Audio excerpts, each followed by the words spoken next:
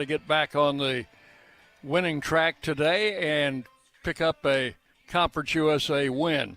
Dallas Baptist comes in at 16-6. They're 2-0 in the conference.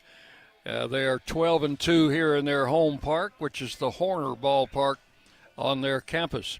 Middle Tennessee comes in at 12-10.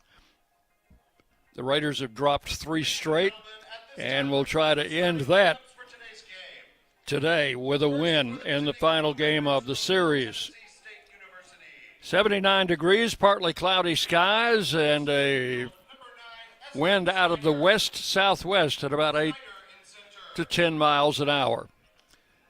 We will take a break, and when we come back, I'll be talking with Blue Raider pitcher Matthew Driver, who threw a nice inning yesterday in relief for the Blue Raiders.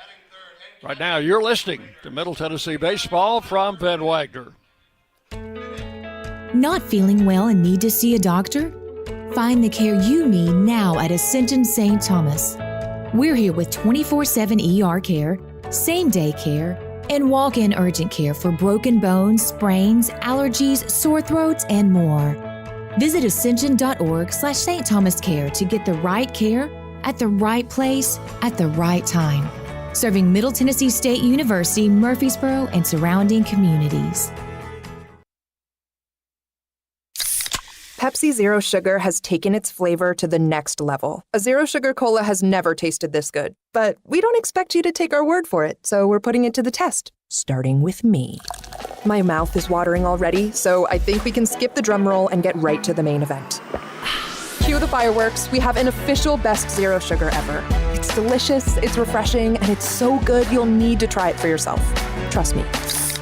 Pepsi Zero Sugar. Zero never tasted so good. That's what I like. Hi, this is Chip Walters with Exit Realty Bob Lamb & Associates. You might know me as the voice of the Blue Raiders, but I want to be your trusted advisor in real estate. Whether you're buying or selling, it's time to choose Chip. Do you have a growing family and need to upsize?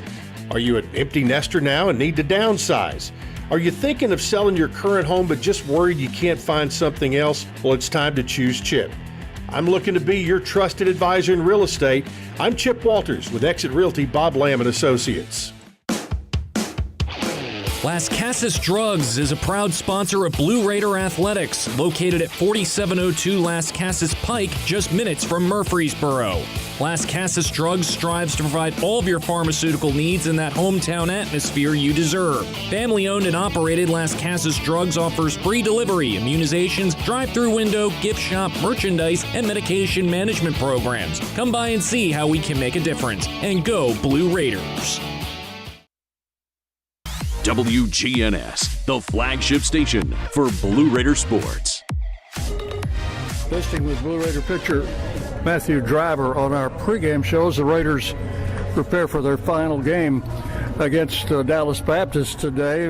Matthew came in, threw a 1-2-3 inning yesterday, and first of all, we haven't had many of those in this series, Matthew. So you were feeling pretty good out there, were you? Yes, sir, I was. I was just trying to attack the zone, fill it up and let my defense work, really. You suffered an injury, I understand, before you got to campus. And so go back and go through that and rehab, because I know they brought you in here, to be a relief pitcher, maybe a closer.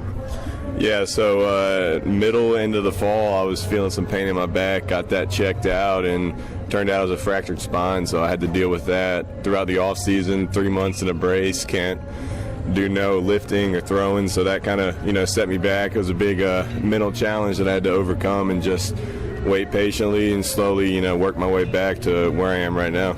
For anybody listening who's had back trouble, regardless of what profession you're in, that's trouble. Sure is. So as a pitcher, I guess it's probably a little bit more emphasized in doing what you do. Now, you pitched in junior college, yep, right, and were mostly a reliever? Yep, I was normally first out of the pen, coming after the starter and try to close the game out, go the last 2 or 3, whatever it took.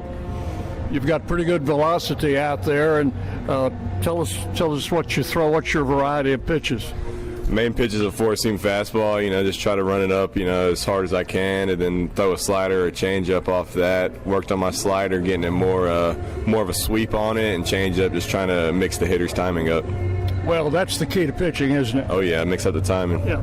All right, tell us a little bit about your background now. High school, I think you're from a baseball family, or at least don't you have a brother who's a baseball player? Yes, sir. My older brother, Tyler Driver, he got drafted by the Mariners in 2017 or 18, and he's in indie ball now, but he had a good minor league career, 4 or 5 years as a relief pitcher, so it was fun to watch and throw under him and learn a lot from him coming up as a child, so that was great.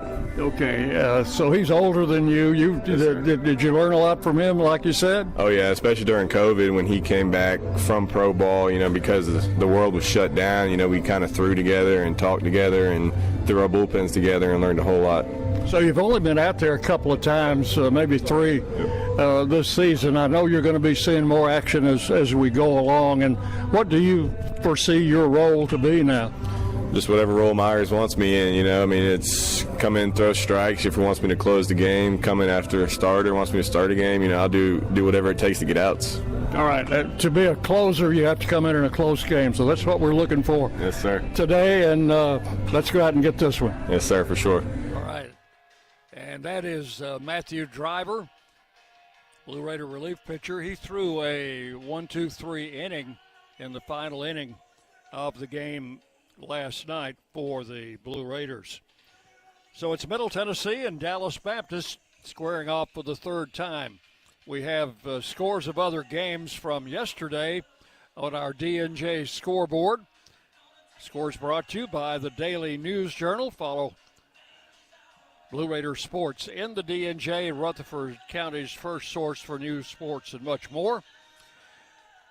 In Lynchburg, Virginia, New Mexico State defeated Liberty by a score of 10-6 to even that series at 1 game apiece. Louisiana Tech playing at Sam Houston. Sam Houston won that one 7-4, and that series even at 1 game apiece. Western Kentucky at Kennesaw. Kennesaw won the first game, but Western came back with a 4-1 victory yesterday, and that series even at 1 game apiece. Jacksonville State at FIU, and Jacksonville picked up a win 12-3 over FIU to even that series at 1 game apiece. So all of the series have been split with the exception of this one, and Dallas Baptist, the defending champion, has won the first 2 games handily over Middle Tennessee, 10-0, and yesterday it was 25-7. That's the way it looks as far as Conference USA is concerned. We will take a break, and when I come back, we'll have starting lineups for today's game. 2 minutes now as you listen to Blue Raider Baseball from Van Wagner. At State Farm, when home and auto work as a team, you score and save money. I'm State Farm agent Andy Wama. Give me a call at 615-890-0850 and let's work together to win big by saving money on home and auto. With the service you get from State Farm, you might think our car insurance costs more. I'm State Farm agent Andy Wama. Give me a call at 615-890-0850 and let me show you with discounts up to 40%. You may find it even costs less. Middle Tennessee Electric proudly supports the MTSU Blue Raiders, and we're proud to power the scoreboard lights at Reese Smith Jr. Field. When it comes to the electric service in the community, you can always trust MTE to do what's best for our members. We serve by providing affordable, reliable, safe electricity and outstanding member service. Here at MTE, we serve to make life better for our members and their communities. Visit www.mtemc.com to learn more. And that scoreboard, light it up, Blue Raiders. Nothing is more expensive than a missed opportunity that could have changed your life. Maybe you're just graduating high school, or are working and need to earn a degree to advance your career. Or you aspire to be a leader, and a graduate degree can make that happen. Whether you're just starting out or retooling for the future, Middle Tennessee State University can help you get there. MTSU, the University of Opportunities. The Blue Raiders are winners in the classroom, on the field, and the courts. Richard Lewis here. I want you to win in real estate also. Buying, selling, auction here in Tennessee, or along the Gulf Coast, a second home, or investing. Give me a call to help start that winning process. 615-319-9981. Oh, I'm never too busy for your referrals. Richard Lewis, Exit Realty, Bob Lamb & Associates. You're listening to MTSU Sports on WGNS. And back with you at the Horner Ballpark here on the campus of Dallas Baptist University as Middle Tennessee gets ready to take on the Patriots of Dallas Baptist.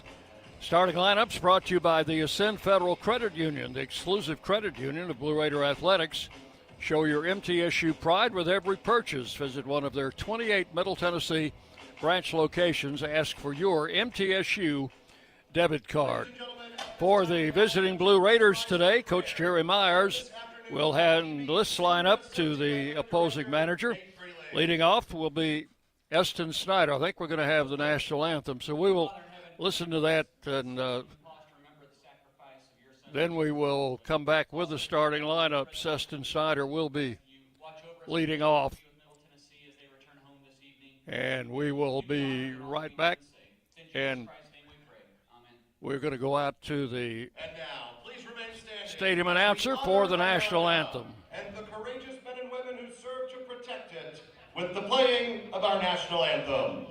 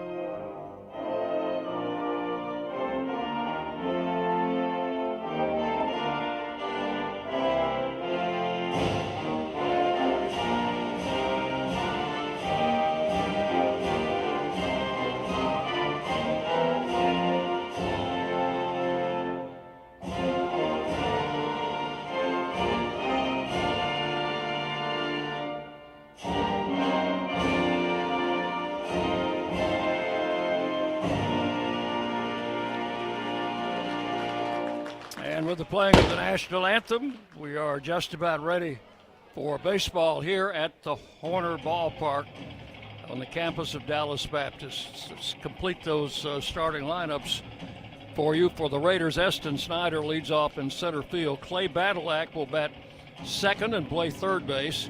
Tyler Minnick does the catching. He'll hit third. Brett Von Dolan at first base will be in the cleanup spot. Kenny McKinley gets another start as DH. He'll be batting fifth. Hayden Miller will be in right field, and he will hit sixth. Matt Wolf, the shortstop, will bat seventh. Keaton Ray will be in left field today, hitting eighth, and Cooper Clapp at second base will be in the number 9 spot. And on the mound will be the right-hander, Will Jenkins. That was a bit of a surprise as we expected Drew Horn to get the start. We understand some kind of arm problem may keep Drew from starting this game. For Dallas Baptist, their lineup much the same as it has been. Michael DiTallo at third base will lead off. Tom Poole in left field will hit second. Catcher Grant Jay bats third. Nathan Humphreys in center field will be in the cleanup spot. Chayton Krause at first base bats fifth. Joey Nerritt in right field will hit sixth. Designated hitter is Jake Bennett. He will bat seventh. Second baseman Keaton Grady will hit eighth. And Cody Greback will be at shortstop in the number 9 spot. On the mound will be the right-hander Ryan Schwade. Schwale 4-0 with a 3.08. Be making his sixth start of the season. And he has tossed 26 and a third innings. Earned run average of 3.08. He's walked only 6 and struck out 22. So Ryan Schwade will take the mound. He's another big guy, 6'2", 216, and he's a grad student, a transfer from Villanova, where he played his senior year. Prior to that, he played 3 years at Endicott College in Beverly, Massachusetts. He's a native of Hanson, Massachusetts. So Ryan Schwade on the mound for the Patriots of Dallas Baptist. Umpires, Jake Botek will be behind the plate. Richard Katz, who had the plate yesterday, will be at third, and Timothy Rosso, the crew chief, will be the umpire at first base.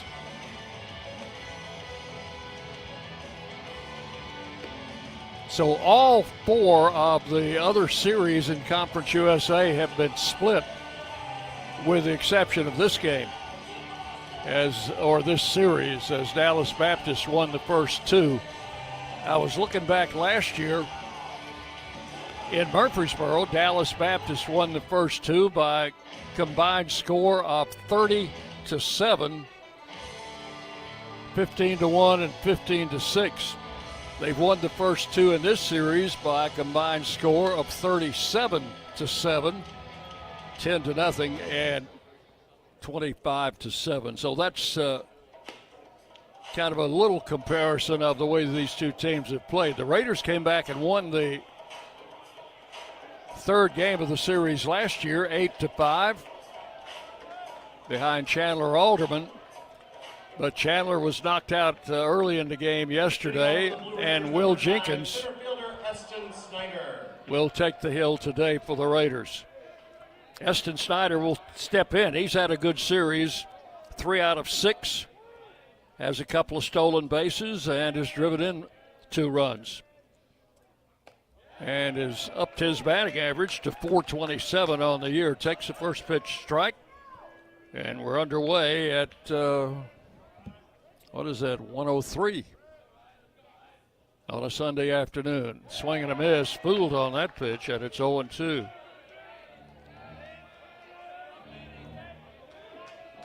Two strikes the count to Snyder. He'll be followed by Clay Badalak and Tyler Minnick. And Schwade with the pitch and struck him out on 3 pitches. Snyder down on strikes. 1 out here in the first inning. Up next, number 11, third baseman Clay Badalak. Badalak has had a good series. He's 2 out of 5 with a double and 4 runs batted in. That's from the left side. And the pitch is swung and a miss, strike 1. Schwade is throwing nothing but strikes. 0-1 the count. Swing and a miss, strike 2. That went in at 82. So 2 strikes to the count. And the next pitch is swung on, fouled off to the left and out of play. Tyler Minnick waiting to hit next. Raiders in their camo tops, white numerals, gray pants, and the blue caps. Here's the 0-2. Pop foul off to the left side. That's carrying out of play. Dallas Baptist is all in camo tops and pants with the dark caps. Raiders camo has a little bit more green tint to it, and Dallas Baptist is a little bit more on the brown side. Here's the pitch. Inside for a ball. First pitch out of the strike zone that Schwade has thrown. Schwade is 4-0 Earned run average a little bit over 3.08. As a line shot to right field and a base hit. So Clay Badalak is the Raiders' first base runner with a sharp single to right, and the batter is Tyler Minnick. Up next, number 29, the catcher, Tyler Minnick. Minnick 1 out of 5 in the series. He's been behind the plate for all 3 games. 330 feet down each line here and 390 to straightaway center. The pitch to the plate is swung on, driven into left center. That's a base hit. Played on a couple of hops out there by Poole. He'll get it back in, and the Raiders have runners at first and second with 1 out. Number 18, first baseman Brett Von Dolan. Now Von Dolan, who's hitting in the cleanup spot today, 1 out of 7 in the series.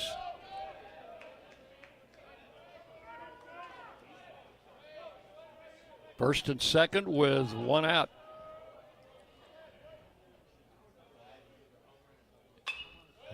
Shot to the right side is going to be out of play. The wind not blowing as drastically to left field as it has been for the first 2 games of the series. About 8 to 10 miles an hour, but we understand it's supposed to shift to the north sometime during the game as the front's coming in. Swing and a miss. Count will be 2 strikes to Von Dolan. If that happens, then things will be altered drastically from what they have been the last 2 games. And struck him out swinging. Von Dolan out for our second strikeout in the inning for Schwade. And with runners at first and second, 2 outs, the batter is Kenny McKinley. The DH started in that position yesterday and had a single in 2 trips. Big, strong right-handed hitter out of Hendersonville, Tennessee, and Ensworth High School. Takes the first pitch for a strike call. Hayden Miller getting the start in right field today is on deck.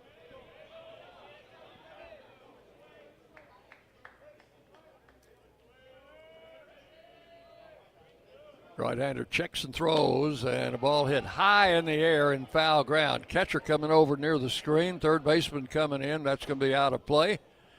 Back in the grandstand. 2 strikes the count. Had a really nice crowd here last night or yesterday afternoon. A little bit bigger than the Friday night crowd, and it's thinned out a little today.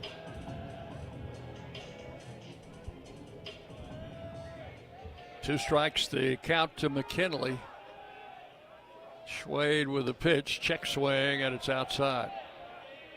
1-2. Raiders with 2 men on here in the first inning and 2 outs.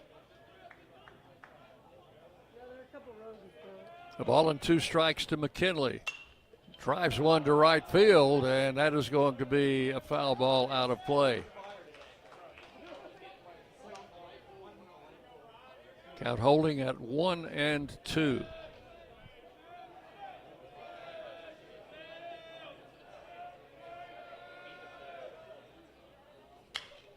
Swung on, popped up. It's going to drift into foul ground. Third baseman's coming in, fighting the wind, and he will make the catch. Just a step or so in foul territory for the 3rd out. So in the inning, no runs, 2 hits, and 2 men left. We'll go to the bottom of the first inning. Middle Tennessee nothing. Dallas Baptist coming to bat. You're on the Blue Raider Network from Van Wagner. Will Fraley, attorney at law, has experience you can count on. Former Blue Raider baseball player and MTSU alum Will Fraley serves Murfreesboro and the surrounding communities. Put a strong and experienced legal fighter on your case. Give Will Fraley a call and he can handle all of your legal matters, including criminal and domestic or family law. Visit willfraleylaw.com or call 615-410-7290. Today's game is brought to you in part by proud partners of Blue Raider Athletics, Granis & Associates, certified public accountants. They provide a full range of tax preparation, accounting, and bookkeeping services for both business and individual needs. That's Granis & Associates. Give them a call at 615-895-1040 or visit Granis & Associates online at gcpas.com.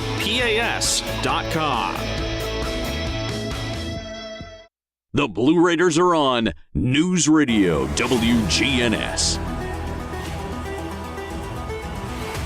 And we go to the bottom half of inning number 1. Raiders are set defensively. And coaching for the Patriots at first base. Tyler Minnick is behind the plate. Clay Badalak at third. Matt Wolf at short, and Cooper Clapp at second base. Brett Von Dolan at first. Keaton Ray is in left field. Eston Snyder in center, and Hayden Miller is in right field. On the mound is the right-hander Will Jenkins, a senior from Knoxville, Tennessee, transfer from Belmont, making his second start of the season. Has a record of 1-2 with a 4.5 earned run average. He is appearing for the 9th time and is set to pitch to Michael DiTallo. First pitch in for a strike, 0-1. Jenkins, more of a less a surprise starter in this third game for Drew Horn. Misses outside, and it's 1-1.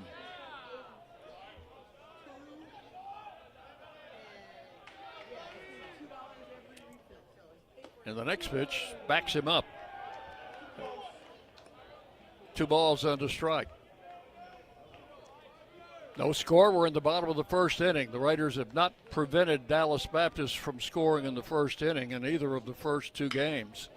There's a ball hit into right center field. Snyder's chasing it on the run, makes a running catch for out number 1. Ball was hit solidly into right center, and Eston was able to chase it down. Up next, number 24, left fielder Tom Poole. This is Tom Poole, the left fielder. Left-handed hitter. He is 1 out of 4 in the series with a couple of runs batted in. Poole, 382 on the year. Takes the pitch low for ball 1. This is a big, strong guy. And looks at a pitch that just missed for ball 2, 2-0. He's leading this team in hitting with a 382 average. And a bouncing ball to the right side, played there by Clapp. He'll throw to first in time, and the first 2 men are down here in inning number 1. And with 2 outs, the batter is the catcher, Grant Jay. Number 7, the catcher, Grant Jay. Grant Jay out of Sims, Alabama. In his 3rd year here, takes a strike call, 0-1. He's hit a total of 50 home runs, and this is just his 3rd year. 21 as a freshman, 21 last year as a sophomore. Swing and a miss. The count is 0-2 on Jay. Base is empty, 2 outs here in the first. Jenkins' pitch, swung on, fouled off to the right side, out near the Blue Raider bullpen, and that one is, it may have left the ballpark, but foul. So the count holds at 2 strikes.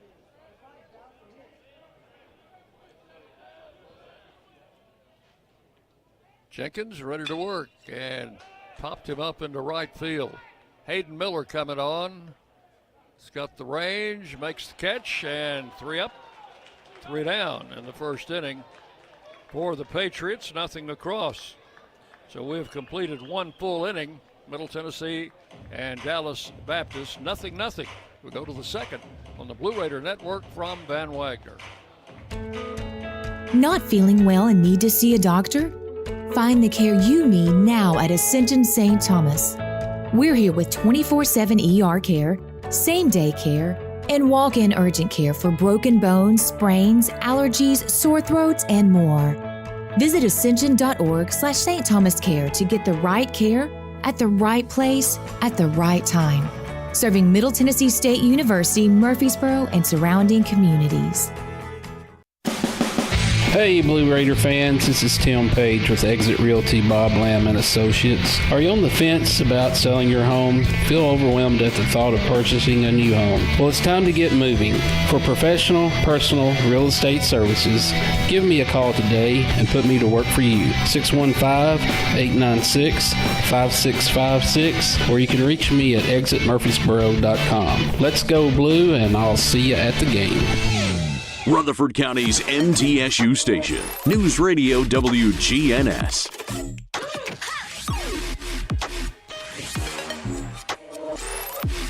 We go to the second inning. No score in the game. Ryan Schwade allowed 2 hits in the first inning. The Raiders unable to push a runner home from second base.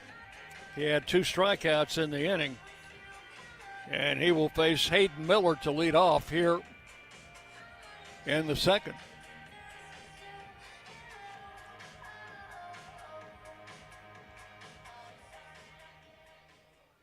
Leading off for the Blue Raiders, Hayden Miller. right fielder Hayden Miller. He is out of Sandy Hook, Connecticut. Right-handed batter and a transfer. First pitch from Schwade is foul to the screen, strike 1. Miller came in middle of the game yesterday, picked up a double. So he's 1 for 2 in the series. Schwade's pitch, line, base hit, past the third baseman, rolling into foul ground down in the left field corner. Miller's on his way to second. He will pull in there with a stand-up double. So Hayden Miller leads off the second inning. And for the second straight inning, the Raiders have a runner at second base. Now with no outs, the batter is Matt Wolf, the shortstop. Matt looking for his first hit in the series. He is 0 for 5.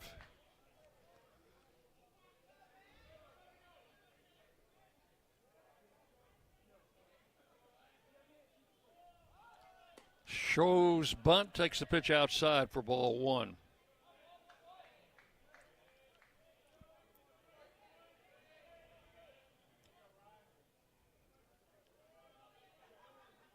Right-hander comes set. And the pitch. Outside again, ball 2, 2-0.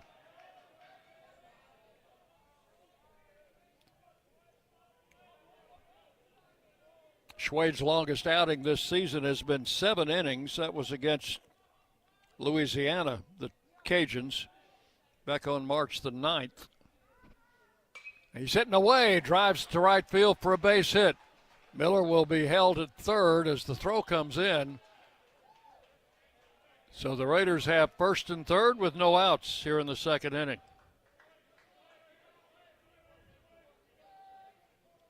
That is the 4th hit off Schwade. Up next, number 6, left fielder Keaton Ray. Here's Keaton Ray. Keaton started the first game of the series as the DH, was 0 for 3. That's from the left side. Schwade's pitch, breaking ball, stays up high for ball 1. Keaton's folks are here, as are a lot of Blue Raider parents. The pitch. That was in for a strike. 1-1. Had an Ocean held back. Ray hitting .229.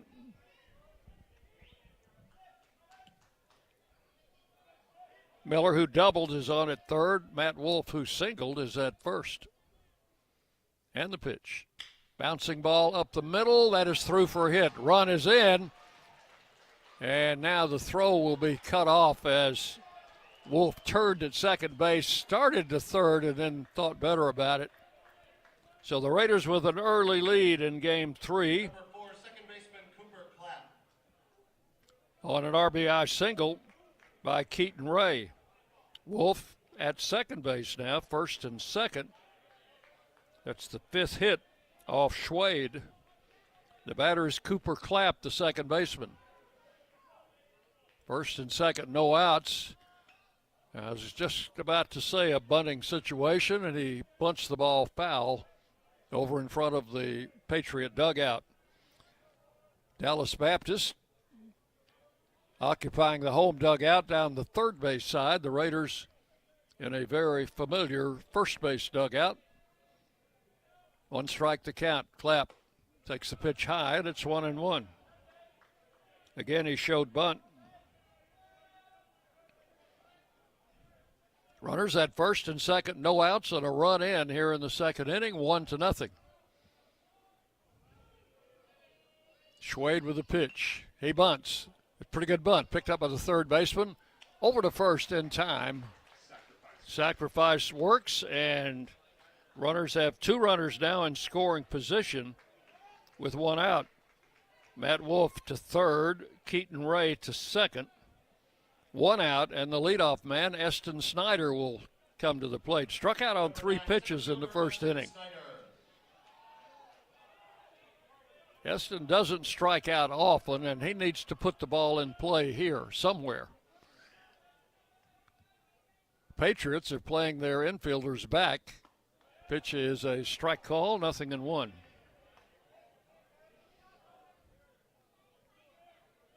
Snyder is senior, leading hitter on the team at .427. Second leading hitter in the conference. Hits one to deep left center field. Runner's going to tag out there, but that one's off the wall, and 2 runs are going to score. Eston Snyder pulls into second base with a stand-up double, and the Raiders lead it 3-0. For Eston, his 6th double of the year, and he almost got this one out of there. RBIs number 18 and 19 for Snyder. Time called. The pitching coach, Cale Johnson, will make a visit to the mound. Well, it's always good to see old friends when we go on the road, and our friend Russell Luna is at the park today. Russell, we needed you here the last 2 games. You know that, don't you? I guess so. I guess I'm a little bit of good luck today. Good to see you again. Good to see you, Dick. It's always great to see the Blue Raiders in person, especially here in Texas. Well, you just hang around. That Blue Raider magic is working right now. Clay Badalak will bat with a runner at second and 1 out. Badalak singled in the first inning. 3-0. Middle Tennessee leading. Inside with a pitch, ball 1 to the senior, Clay Badalak. Moved up from his normal number 8 or 9 spot in the batting order to number 2 and responded with a first inning single. There's a strike called. Fastball in at 91. It's 1 ball, 1 strike.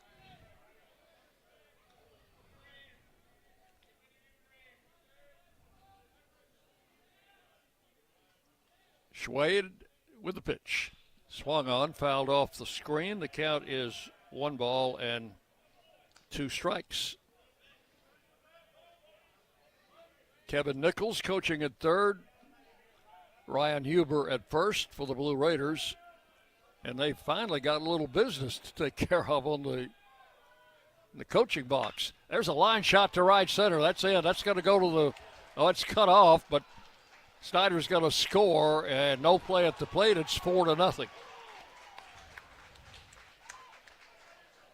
And the Raiders early are unloading on Ryan Schwade. That's a long single for Badalak and a run batted in. Hit number 7, run number 4 for the Blue Raiders, and I think that's going to be all for Schwade. Their head coach, Dan Hefner, is making a visit to the mound, and they're going to go to their bullpen. The first time they've had to do that in this series. So we have a second now. Russell, why don't you bring us up to date on what you've been up to lately? I know you don't do a whole lot. No, I try not to do too much.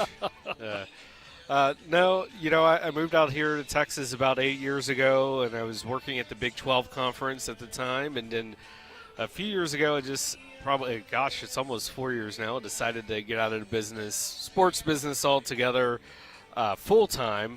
But I still hang around, and I work in PR here locally in Dallas. And I still have the sports thing going on. I am the assistant executive director for the National Collegiate Baseball Writers Association. So I'm still involved heavily in college baseball. I'm on the selection committee for the Dick Hauser Trophy, which is the Player of the Year award. So that keeps me involved. I help out with the Women's Final Four media operations team every year. I can always thank Coach Insel for that, helping me get on that committee several years ago. And just hanging in there. Well, you were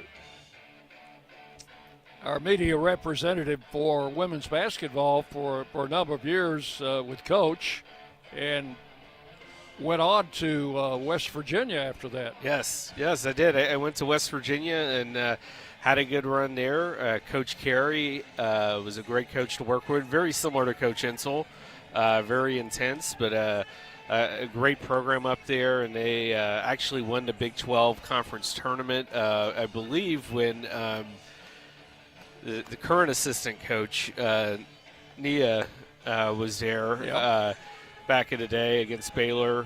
So that was a fun run until I came to the Big 12.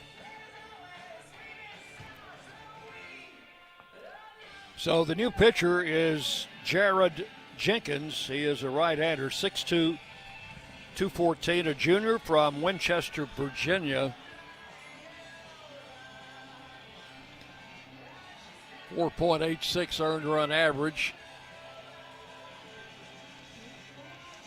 And Jenkins will be the second pitcher used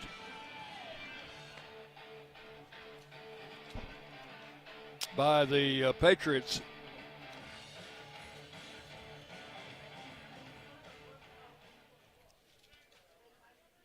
Let's look at Jenkins making his 7th appearance. He has made one start. 3-0 record. 4.96 is the ERA. And he will face Tyler Minnick with a runner at first and one out. Raiders leading 4-0 in the second. Pitch high for ball one. Well, Dick, I don't think people realize it, but Conference USA is still a very strong baseball conference. Well, anybody who's seen this Dallas Baptist team play would certainly agree with you. Yeah, and DBU, they think this may be one of their best programs they've had to date, and they've had a strong program the last several years. I think they've been to regionals maybe three out of the last 4 years. Here's the 2-0 pitch, and that one is popped high in the air in foul ground and will drift out of play. So the count will go to 2-1. Sorry to cut you off there, Dick. One of the things I was going to say is this year Conference USA could be a multi-bid league like they were last year. There's a couple of teams that have some pretty high RPIs, at least almost to the halfway point of the season. 2 balls and a strike. Runner goes, and a ground ball hit to the left side. Backhanded by the shortstop. Long throw to first will not be in time. That will go as an infield hit as the Raiders started the runner. And Minnick hit it in the perfect spot. Shortstop got to it, backhanded it, but did not have a play. So the Raiders have runners at first and second for Von Dolan. Struck out in the first inning against the starter Schwade, who is no longer around. Swung on, hit high in the air into shallow right field. Second baseman going back. Right fielder coming on and it's taken by the right fielder, Narrett, for out number 2. Runners holding at first and second. Kenny McKinley will be the 9th man to bat here in the second inning. Raiders have 4 runs across. And McKinley fouled out in the first inning. Pitch to the plate by Jenkins, in for a strike. That one in at 95. So we've got Jenkins pitching for the Patriots and Jenkins pitching for the Raiders. It's Will Jenkins for the Raiders. Jared Jenkins is the second pitcher used by the Patriots today. 1 strike the count. Swung on, popped up, foul ground, right side, first baseman over, but that's going to drift out of play. So the count is strike 2 to Kenny McKinley. Raiders showing a little pop here in game 3 after being outscored in the first 2. The pitch just missed inside. It was a breaking ball, and McKinley backing away a little bit. 1 ball, 2 strikes. Kenny is the 9th man to bat here in the second inning.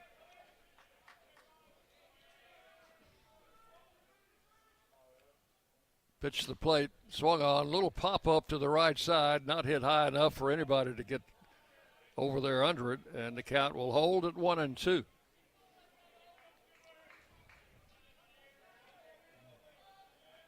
Kenny played for Jason Maxwell, one of our all-time greats, as he's head coach at Innsworth. Runners lead first and second. The pitch is low. 2 balls, 2 strikes to McKinley. You know, Dick, I was mentioning it earlier, but it's amazing how all the pitchers for both teams could just hit 90. You didn't see that 15, 20 years ago. We saw a lot of 90 to 95, 96 from their staff yesterday. Ground ball to short, up with it, and over to second for the force, and that will retire the side. But the Raiders send 9 to the plate in the second inning. They score 4 runs, 6 hits, and 2 men left on base. So we'll go to the bottom of the second. Middle Tennessee 4 and Dallas Baptist nothing on the Blue Raider Network from Van Wagner. Pepsi Zero Sugar has taken its flavor to the next level. A Zero Sugar Cola has never tasted this good. But we don't expect you to take our word for it, so we're putting it to the test, starting with me. My mouth is watering already, so I think we can skip the drum roll and get right to the main event. Cue the fireworks. We have an official best Zero Sugar ever. It's delicious, it's refreshing, and it's so good you'll need to try it for yourself. Trust me. Pepsi Zero Sugar. Zero never tasted so good. That's what I like. When the arena lights dim for a concert, or when the crowd becomes one at a big game, you can almost feel like you're the biggest fan. But who's your biggest fan? It's the person that will get you home safely after a night of drinking. It's the person who looks out for your life to make sure you leave the stadium with someone sober. This could be a designated driver or someone who offers to get you a ride share. Because in Tennessee, fans don't let fans drive drunk. Brought to you by the Tennessee Highway Safety Office, a division of the Tennessee Department of Safety and Homeland Security. The Blue Raiders play here. News Radio WGNS. Well, just as we took our commercial break, I noticed that the Blue Raiders were challenging the call at second base. So the umpires have gone back to look. The Raiders are thinking that the throw from the shortstop pulled the second baseman off the bag, and he did have to lean toward the outfield to catch the throw. We'll see what the system is.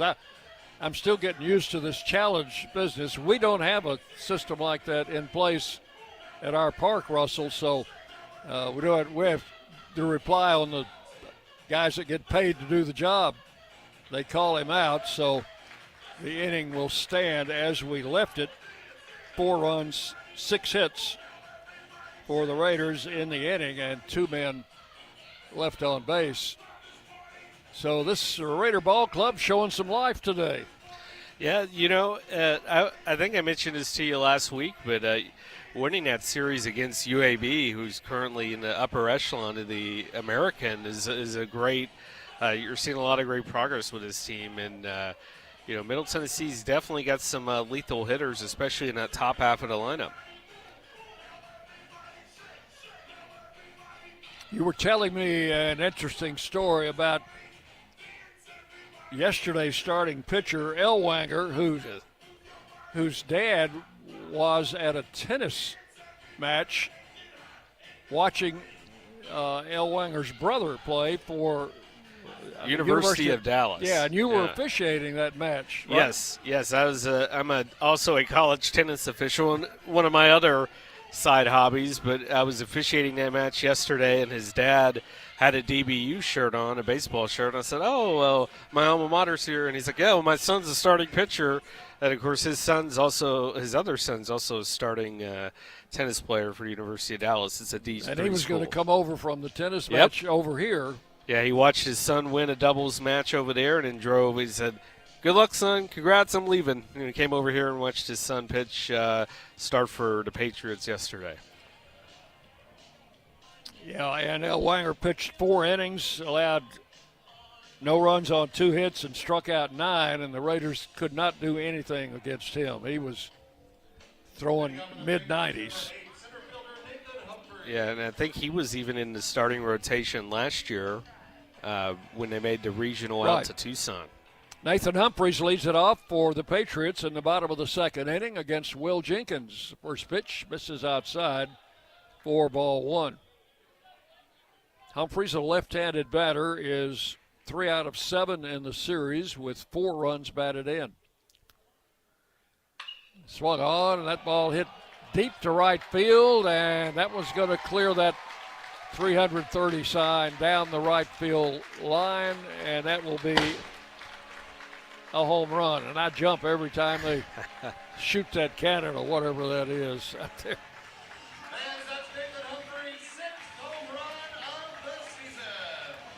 So a solo home run will get Dallas Baptist on the board here. First hit, first run off Will Jenkins. Number 19, first baseman Chayton Krause. And the batter will be the first baseman, Krause. First pitch to him is a strike, 0-1.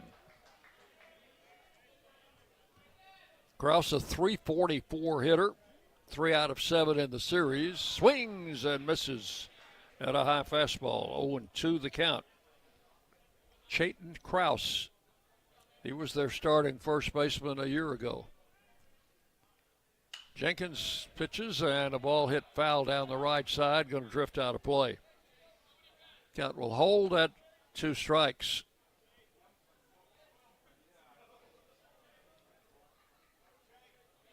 We're in the 2nd inning. Raiders leading 4-0, or 4-1 now. Breaking ball, that one just missed. 1-2 the count.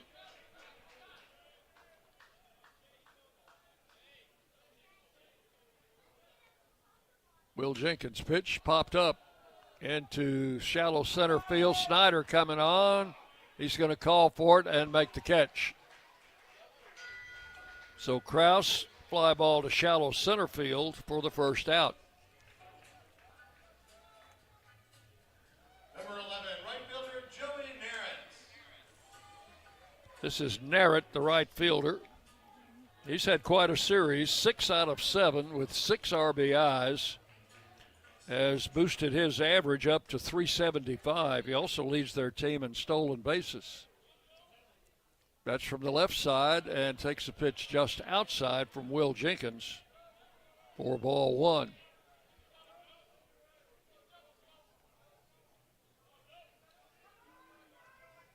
Jenkins comes right back and misses a little bit low for ball 2, 2-0. He has been right around the plate since coming in. And the 2-ball pitch is low, and that one was into the turf. all turf here at this ballpark. And Russell, that tall wall out in left field, I'm guessing about 20 feet tall. Yes. That would prevent some balls from getting out of here. 3-0 the count, and missed ball 4. Well, Dick, if this would have been about 2 weeks ago, we had some major dust coming in from West Texas, and that really impacted everybody playing outside. This is Bennett, designated hitter, had a grand slam home run yesterday. That came in the first inning off starter Chandler Alderman, and shoots this one up the middle for a base hit. Runner's not going to slow down. He's heading for third. The slow throw comes that way. He's out. Eston Snyder guns him down. That was a beautiful throw. Threw a strike to Clay Badalak at third base, and Clay put the tag on. That will go 8-5 for the putout on Narrett. Just an athletic play and executed it perfectly. Perfection there. Second out. It'll be a base hit, and Bennett went to second on the throw. So the second hit off Will Jenkins, but now 2 outs and a runner at second. And the first pitch to Grady. Swung on and missed for strike 1. Keaton Grady, the second baseman, a switch hitter, batting left against Will Jenkins. Jenkins comes set, delivers, ground ball to short. Wolf boots the ball. Everybody's safe. So that will be an error on the Blue Raiders shortstop, Matt Wolf, and that should have been out number 3. Now batting number 4, shortstop Cody Grayback. Here's Grayback, the shortstop. Number 9 hitter, and runners at first and third.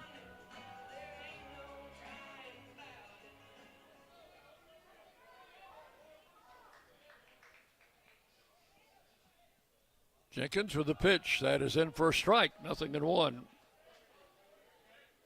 Runner faked going to second, but came back. Tyler Minnick flashing signs to the infield as to what he's going to do. If the runner goes, is he going to throw down or is he going to keep it?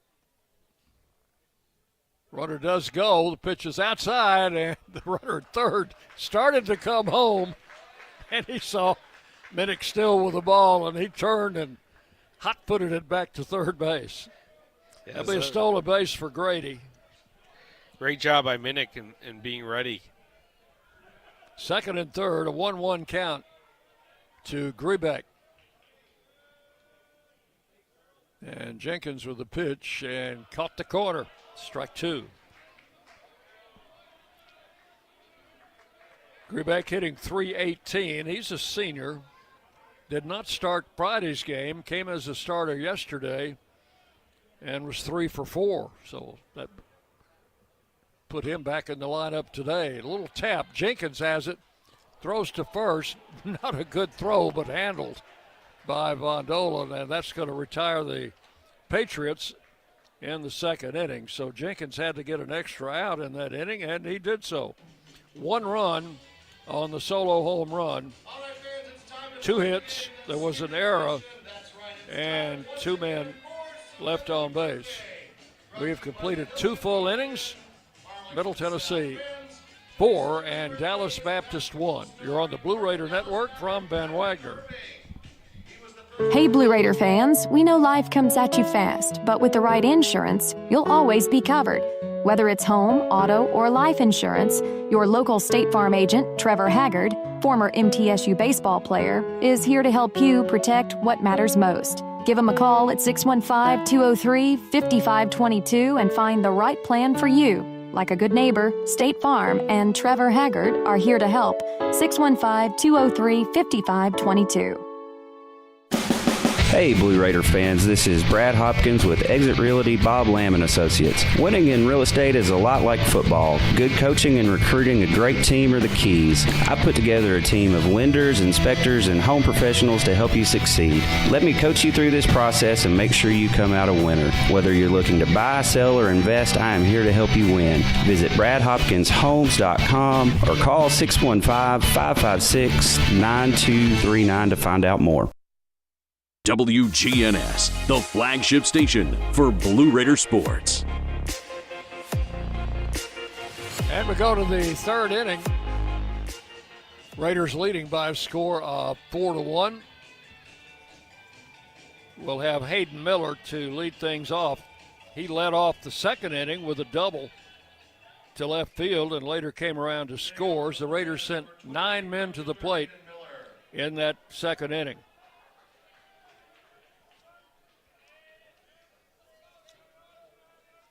Miller, right-handed batter against the right-hander Jared Jenkins. Second pitcher used by the Patriots. First pitch is a ball low.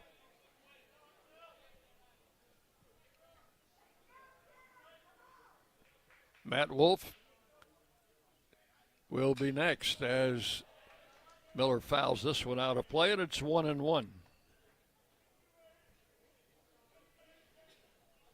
So the Raiders got the starter Schwade out of there after an inning and a third. Got to him for 4 runs and 7 hits. Pitches a ball. It's 2-1 to Hayden Miller.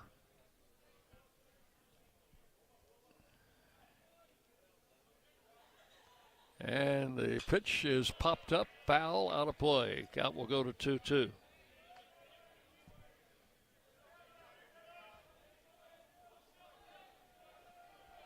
Very soft breeze blowing, wind hardly a factor right now. And the 2-2 pitch, swing and a miss, strike 3. Miller goes down swinging. That is the first strikeout for Jenkins. Batter is Matt Wolf. Had a sharp single in the second inning.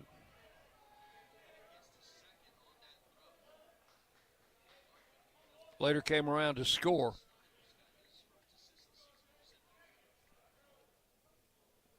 Jenkins with a pitch. Fastball in at 93 for strike 1. Matt, a .278 hitter coming into the game, and the hit in the second inning was his first of the series. That misses low, 1-1.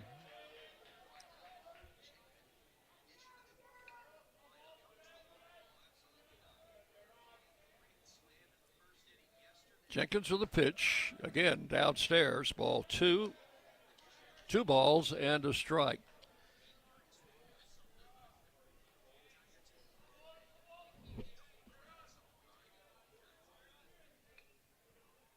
Jenkins' pitch, that one caught the knees for strike 2, and it's 2-2. Dick, I was looking it up here. That's the second game in a row that Schwade went less than 3 innings in the game. Gave up 4 against UTSA last week. Pitch is outside. 3-2. So his last start, I assume, was against San Antonio. Yes. 2 1/3, gave up 4 earned runs and 5 hits. Full count and low for ball 4. Matt Wolf draws a base on balls. First walk given up by Jenkins, and with 1 out, Keaton Ray is the batter. Keaton singled up the middle in the second inning, which set the table for Eston Snyder.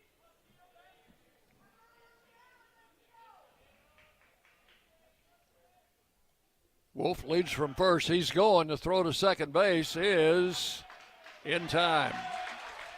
It was a high throw, but the shortstop Grebeck came down with it and put the tag on Matt Wolf, and that will be out number 2. So Wolf thrown out trying to steal.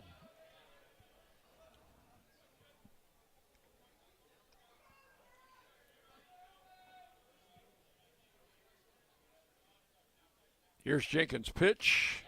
Swinging a foul tip, 1-1. So Will Jenkins, a surprise starter for the Raiders today, has a 4-1 lead here as the Raiders bat in the third. There's a strike call to Keaton Ray. It's 1-2.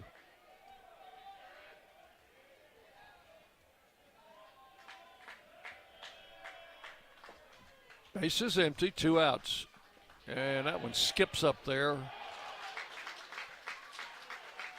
And they say he went. He tried to hold his swing back, but on appeal, he is out on strikes. So that is going to be all in the third. No runs, no hits. And with the base runner thrown out trying to steal, nobody left on base. We'll go to the bottom of the third inning. Middle Tennessee 4 and Dallas Baptist 1 on the Blue Raider Network from Van Wagner. Will Fraley, attorney at law, has experience you can count on. Former Blue Raider baseball player and MTSU alum Will Fraley serves Murfreesboro and the surrounding communities. Put a strong and experienced legal fighter on your case. Give Will Fraley a call and he can handle all of your legal matters, including criminal and domestic or family law. Visit willfraleylaw.com or call 615-410-7290. Today's game is brought to you in part by proud partners of Blue Raider Athletics, Granis & Associates, certified public accountants. They provide a full range of tax preparation, accounting, and bookkeeping services for both business and individual needs. That's Granis & Associates. Give them a call at 615-895-1040 or visit Granis & Associates online at gcpas.com.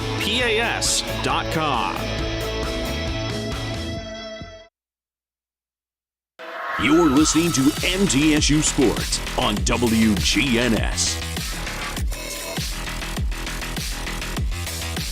Go to the bottom of the third inning. It'll be the leadoff batter for Dallas Baptist, Michael Vitello, in to face Will Jenkins. He was retired in the first inning on a nice running catch by Eston Snyder in deep right center field. Will Jenkins with the pitch, and it is a breaking ball in there for a strike. 0-1 to Vitello. 3:14 coming in. He's 3 out of 10 in the series. Swinging a bouncing ball, one hop to third base. And the throw across by Badalak is in time, and that is out number 1. Hit the ball sharply, but Clay made a good stop and fired a strike to first. 1 out in the third. Batter is Tom Poole, the left fielder. Poole grounded out in the first. Now 1 out of 5 in the series. Jenkins' pitch hit up the middle. That's a base hit. Right back where it came from. So Poole, after that first pitch, singles to center. Third hit off Will Jenkins. And with 1 out, the batter is Grant Jay.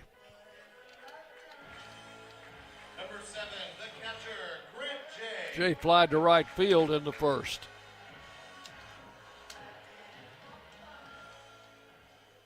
This guy is a threat as soon as he steps in the batter's box. 377 average coming into the game. Jenkins' pitch, low for ball 1.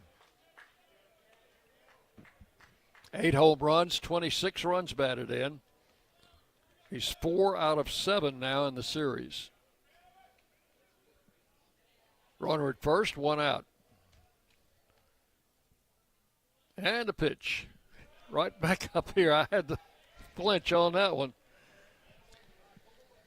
Yeah, Dick, and 2 years ago, he was a baseball writer's 2 years ago, he was a baseball writer All-American as a freshman.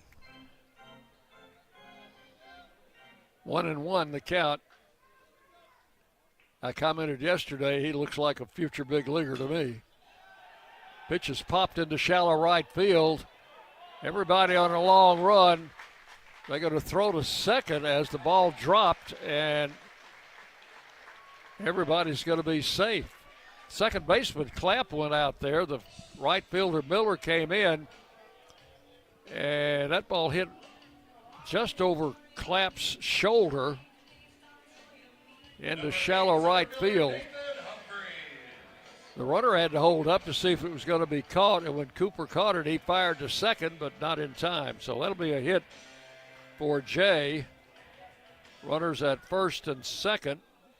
Hit number 4 off Jenkins, and the batter is Humphreys. And he hits one sharply into right field for a base hit. 1 run will score. Throw is coming back to second. Runners will be on the corners. And it's now a 4-2 game.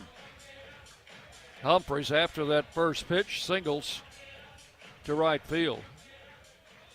And drives in a run. Hit number 5, run number 2 off Will Jenkins. And Jay all the way over to third. So first and third, 1 out for Chayton Krause. Raiders' lead is now 4-2. There's a ball hit to right field. Backing up, Miller, he'll make the catch. The runner will tag and score from third, and it's a 4-3 game. Jay coming in to score. That'll be a sacrifice fly for Krause. That is out number 2.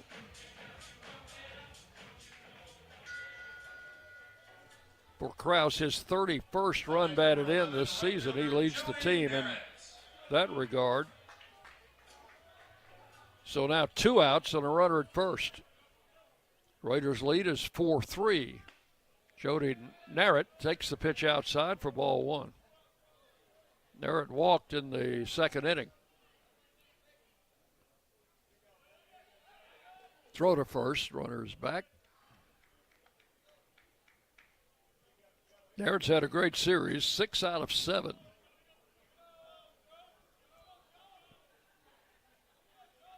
Runner goes, throw to second base, not in time. That looked like a delayed steal to me. He did not get a good jump. No, he didn't. I tell you what, they're very aggressive. Ball 2 to Narrett. So Humphreys now at second with 2 outs and a swing and a miss. 2 balls and a strike.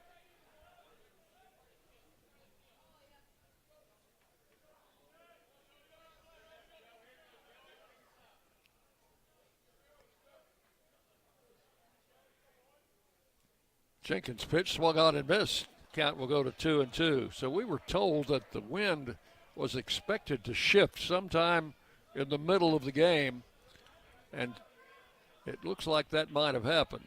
At least the flags out there indicate it may be blowing out toward right field now.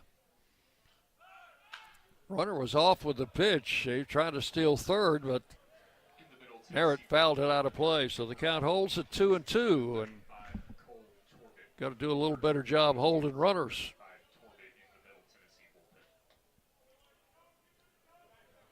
Bullpen going down the right field line for the Raiders. Ollie Akins, one of those guys. There's the pitch outside. Ball 3.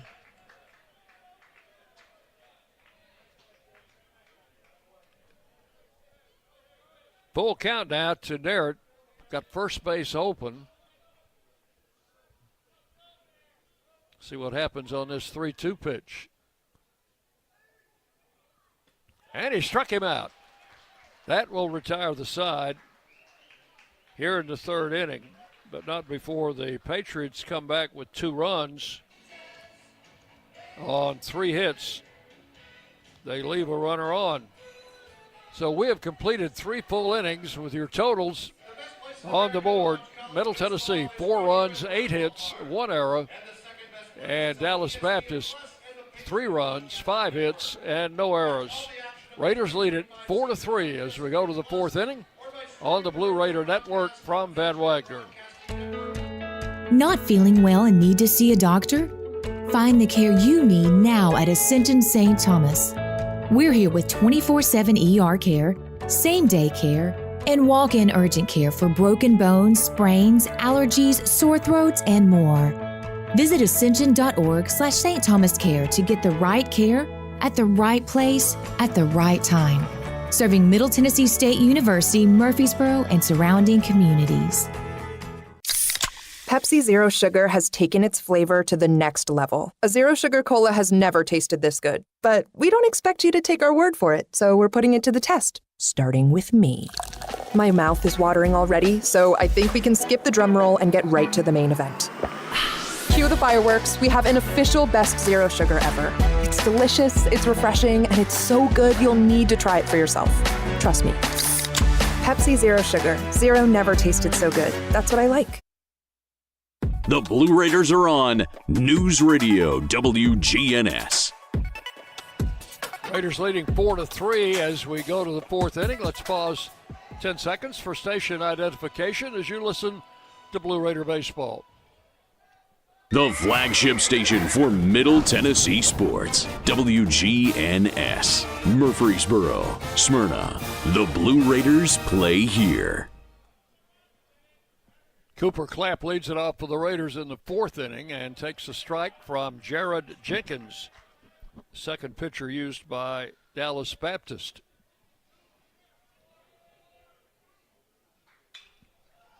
Pitch is swung on, fouled out of play to the left, and it's 0-2.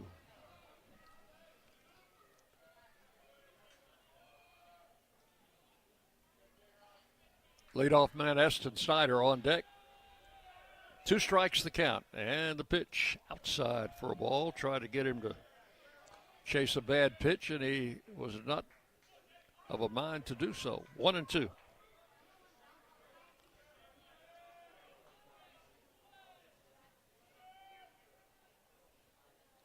Pitch fouled away to the screen. Count holds at 1 ball and 2 strikes. Now the wind seems to be blowing straight in. Yeah, it's playing tricks with the flagpoles out there.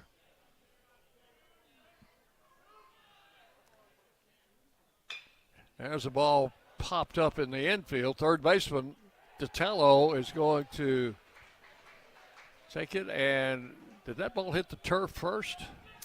Yes. I believe it did. That was a turf hit for Cooper Clapp.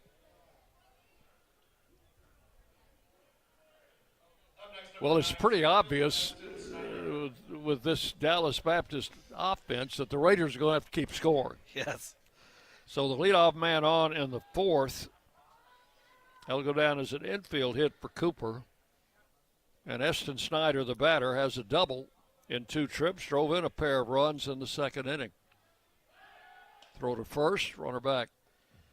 Yeah, Dick, I think last Sunday against UTSA, they gave up 4 runs, and then Dallas Baptist scored 14. Yeah.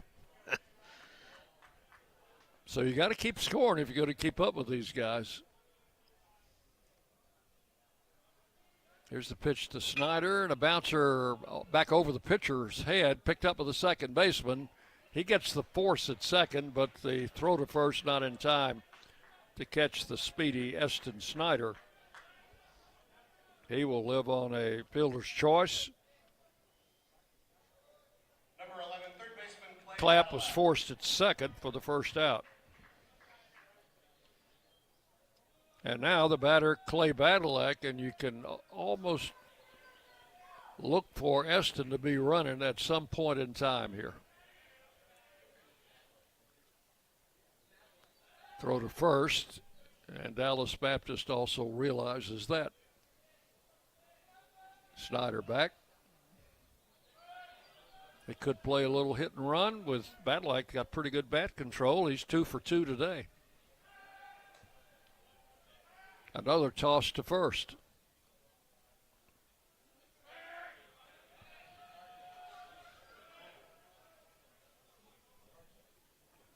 Jenkins comes set. And throws to first again.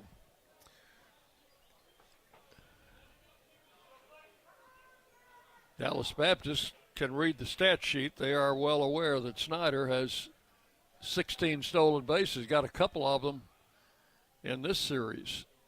Pitch. Showed bunt and took it just a bit low, I think. Yeah, ball one.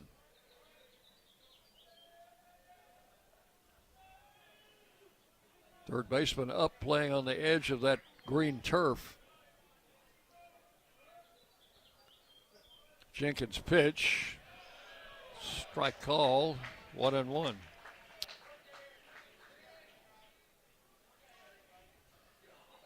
Tyler Minnick waiting to hit next.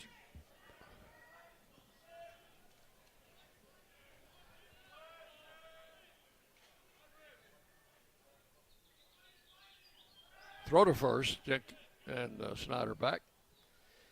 Dick, you're talking about Snyder. I think he's 24th in the country in stolen bases right now, so that's pretty impressive. Second in the league.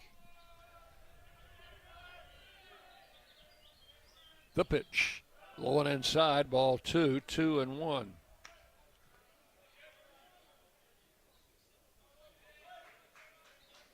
I don't see anybody throwing in their bullpen at the moment. It's out in deep left center field. There he goes, hit and run up the middle, backhanded by the second baseman. He's going to be late on the throw, and the Raiders have him at first and second with one out. That's a great job by Badalak. Got the bat on the ball as Snyder was off with the pitch. That ball just missed going through to center field. The second baseman out there, Grady, made a nice backhand stop, but he couldn't get the speedy Badalak at first. So runners at first and second with one out for Tyler Minnick. And the pitch to the plate is outside for ball one.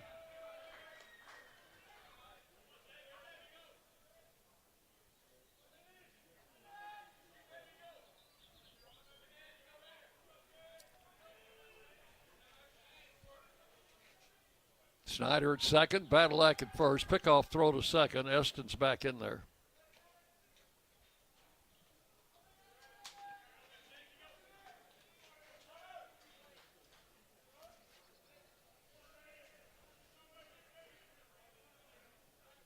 That hit was the third off Jenkins.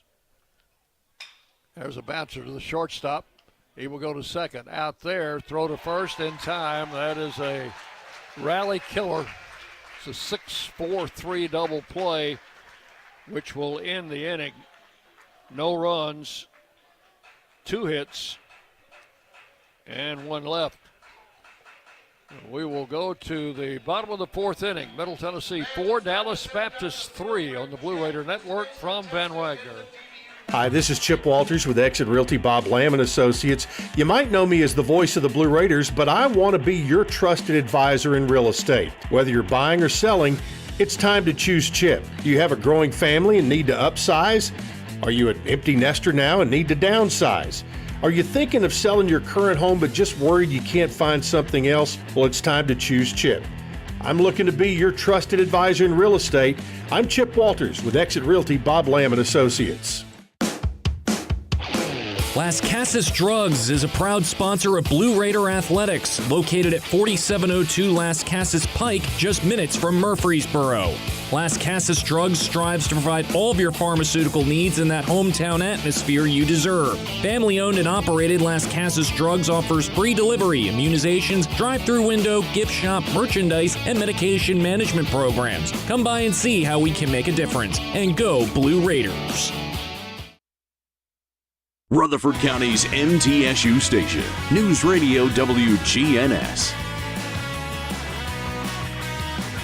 And we go to the bottom of the 4th inning, 4-3. Raiders leading.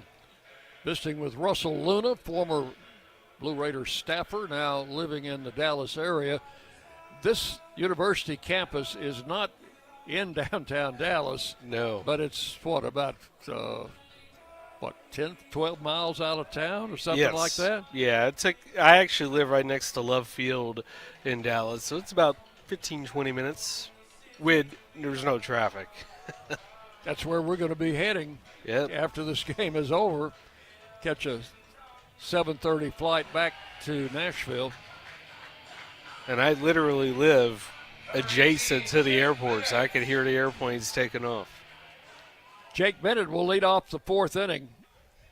The DH for the Patriots takes the first pitch strike from Will Jenkins. 0-1. Jenkins making his second start of the season, filling in for Drew Horn today. We don't know the nature of Drew's injury. Pitches high and inside, backed him away. It's 1-1.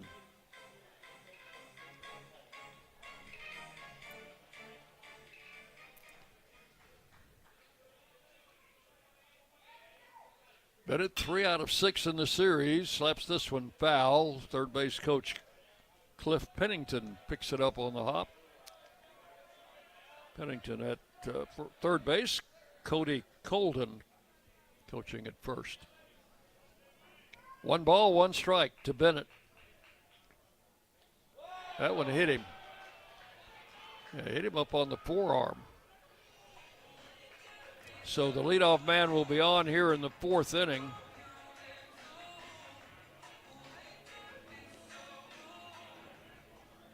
And the batter will be Grady, the second baseman.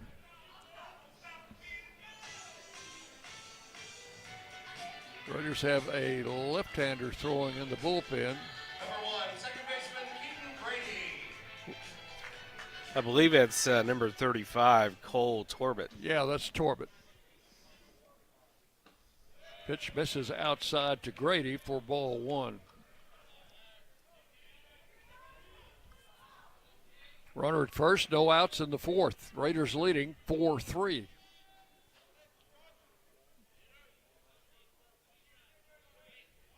And the pitch. Outside, ball 2. 2-0.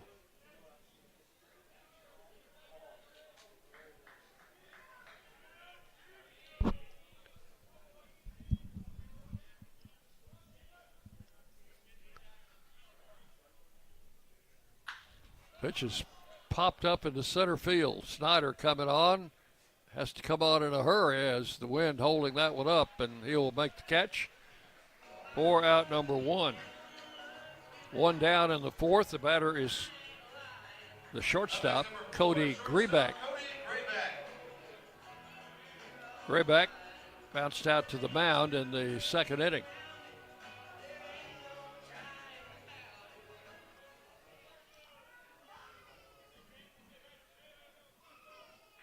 One on, one out here in the fourth. The pitch low for a ball. Back of the throwing in the Middle Tennessee bullpen, number 35, Cole Torbett. 35, Torbett in the MTSU bullpen. Jenkins pitch low and inside, ball 2.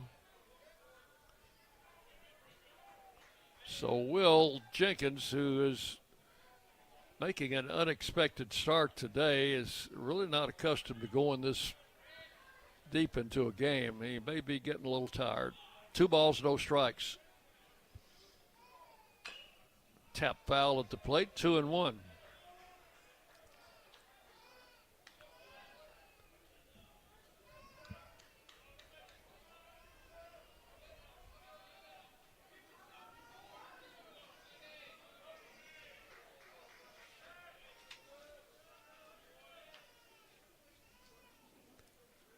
There's a ball hit to second, clap to Wolf for 1, to first. That's a double play. That's the Raiders' first double play of the series. It goes 4-6-3, and we'll get Jenkins and the Raiders out of the fourth inning with no runs, no hits, and with a double play, nobody left. So we have completed 4 full innings, Middle Tennessee 4, and Dallas Baptist 3 on the Blue Raider Network from Van Wagner. At State Farm, when home and auto work as a team, you score and save money. I'm State Farm agent Andy Wama. Give me a call at 615-890-0850 and let's work together to win big by saving money on home and auto. With the service you get from State Farm, you might think our car insurance costs more. I'm State Farm agent Andy Wama. Give me a call at 615-890-0850 and let me show you with discounts up to 40%. You may find it even costs less. Middle Tennessee Electric proudly supports the MTSU Blue Raiders, and we're proud to power the scoreboard lights at Reese Smith Junior Field. When it comes to the electric service in the community, you can always trust MTE to do what's best for our members. We serve by providing affordable, reliable, safe electricity and outstanding member service. Here at MTE, we serve to make life better for our members and their communities. Visit www.mtemc.com to learn more. And that scoreboard, light it up, Blue Raiders. The Blue Raiders play here. News Radio WGNS.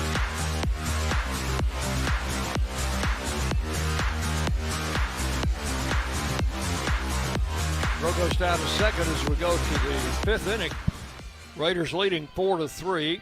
Brett Von Dolan will lead it off for the Raiders. He is 0 for 2 today and 1 out of 9 in the series. Right-hander Jared Jenkins in relief of their starter Schwade has gone 2 2/3. Ground ball in the hole, backhanded by the shortstop. Long throw to first, not in time. Well, Grayback made a great play and almost got Von Dolan at first. I was about to say that was a really athletic play. He stretched out there and then got on his feet and got that ball almost in time. So it goes an infield hit, the fourth hit off Jenkins, and the 11th hit in the game for the Raiders. The batter is Kenny McKinley, the designated hitter. Runner at first, no outs. Pitch is a strike on the outside corner. 0-1 to McKinley.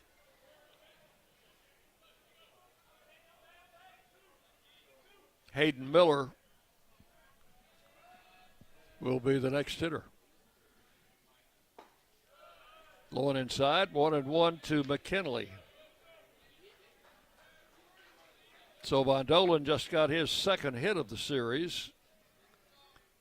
He's the runner at first.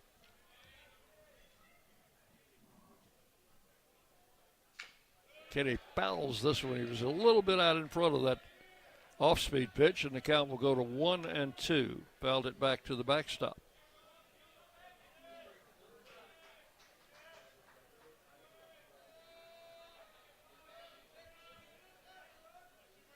Jared Jenkins pitch, and that one brushed him. That's a free ride to first base for McKinley. So the Raiders will have runners at first and second with no outs. Up next, number 28, right fielder Hayden Miller. And here you've got another possible bunt situation with Hayden Miller, who has a double and is struck out. Around a bunt, and bunted through it, strike one.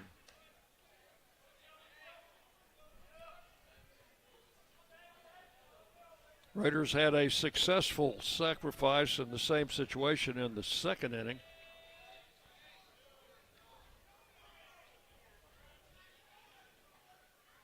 And they took the bunt off, and he took the pitch outside, 1-1.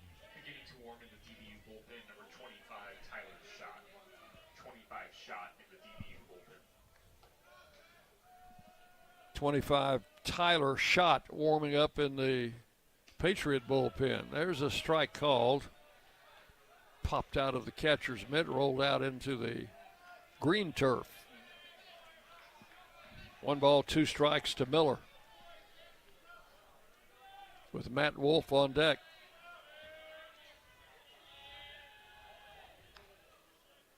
Here's Jenkins' pitch. Swung on, pop foul, back out of play. Count will hold at a ball and 2 strikes. First clouds we've seen since we've been out here on this trip have been today, and They are keeping the bright sunshine off the field at the moment. 1-2, outside, ball 2. 2 balls, 2 strikes to Hayden Miller. Miller's distinctive in that he hit the first home run of the season for the Blue Raiders and has a total of 4. The pitch swung on, again fouled, and that one's going to drift out of play to the right side.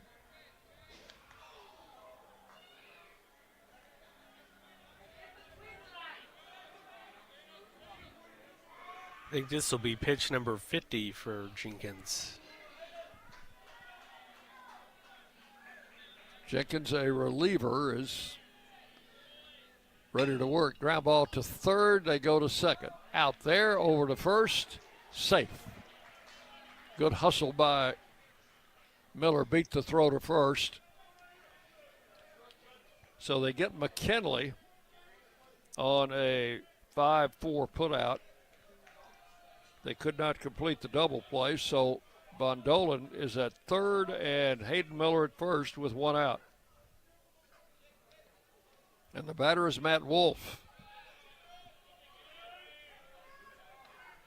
Double play still in order for the Patriots. Wolf shows bunt, takes the pitch low for ball 1.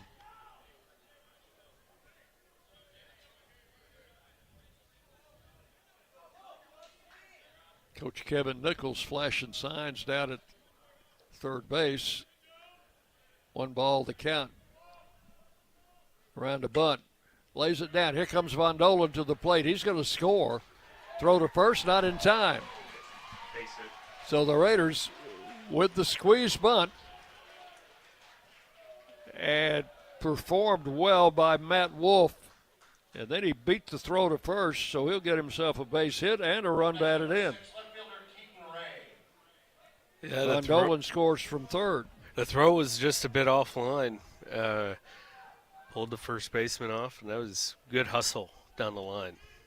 So first and second, 1 out for Keaton Ray. It's now a 5-3 game. Ray bounces one, first baseman has it, goes to second. Out there, return throw to first, safe. They've got 2 bases down there. The first baseman tried to tag that green base. I guess you could tag either one of them. I don't know. He actually has to tag the white base. I actually saw it the other night. It was a Tennessee-Alabama game, and the runner stepped off. It was touching the green bag, and the fielder touched him, and he was out. So first and third with 2 outs, and the batter is Cooper Klepp. So Keaton Ray down at first base. Wolf was forced at second. And Hayden Miller, the runner, over at third. The 1 ball pitch in for a strike, 1-1 to Cooper Klepp.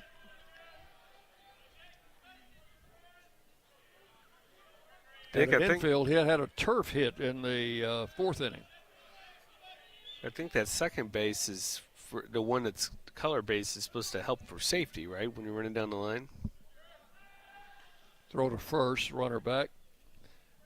This is only the second time we've seen the second first base. We saw it at Alabama early in the season.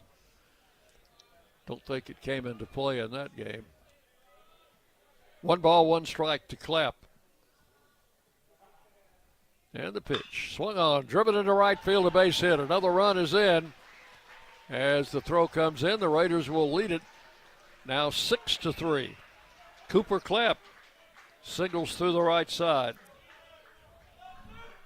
That scores Miller from third. Up next, number 9, center fielder Eston Snyder. Sit number 5 off Jenkins, who's given up a pair of runs here in the 5th inning. 6-3. First and second with 2 outs for Eston Snyder. Has a double, pair of RBIs in this game. Takes the first pitch low for ball 1.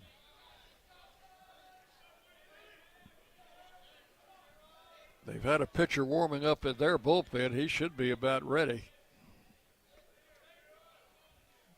1 ball, no strikes. Jenkins with the pitch. Off-speed pitch, called a strike. It's 1-1.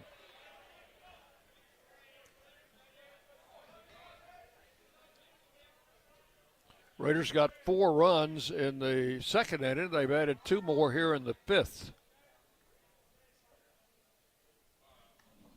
There's a foul out of play, and the count will go to 1-2 on Snyder.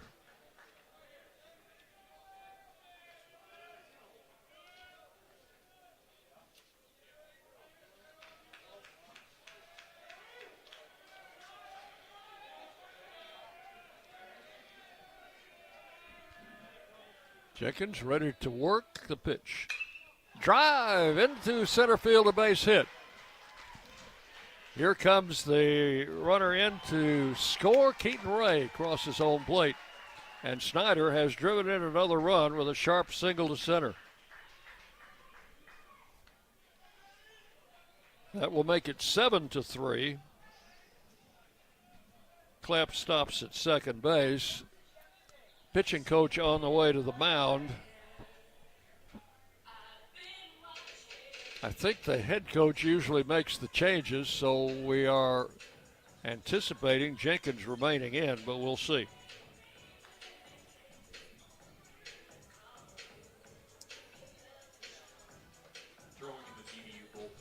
Raiders now with 14 hits in the game and lead it 7-3. Jenkins will stay in. Now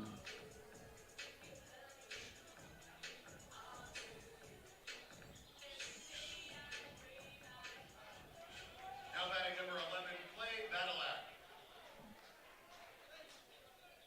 Here's Badalak, who is 3 for 3. Single in the first, again in the second, singled again in the fourth. The pitch, way high and outside, ball 1. And Dick, this is the most hits that Jenkins has given up all season. I was about to say it may be the most hits the Raiders have had all season in a game. We can check that. Here's the pitch. Missed the knees for ball 2. 2-0. There's a stat on that somewhere in this multitude of stats that we have.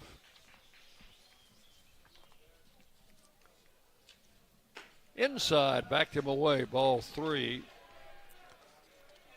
Jenkins about at the end of his tenure here, I think.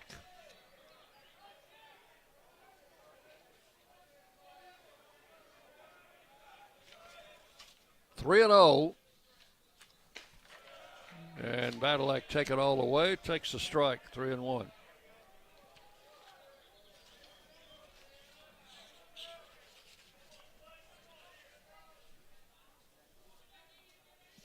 Three balls and a strike.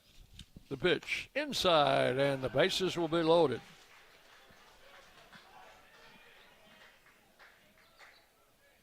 Clapp to third, Snyder to second, Badalak to first. And the ninth man to bat in the inning will be Tyler Minnick.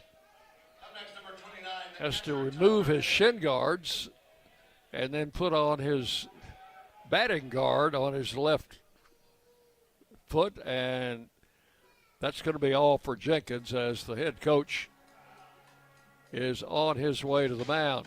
So there'll be a pitching change here. A new pitcher coming in for the Patriots. We'll tell you about him when we come back on the Blue Raider Network from Van Wagner. Nothing is more expensive than a missed opportunity that could have changed your life.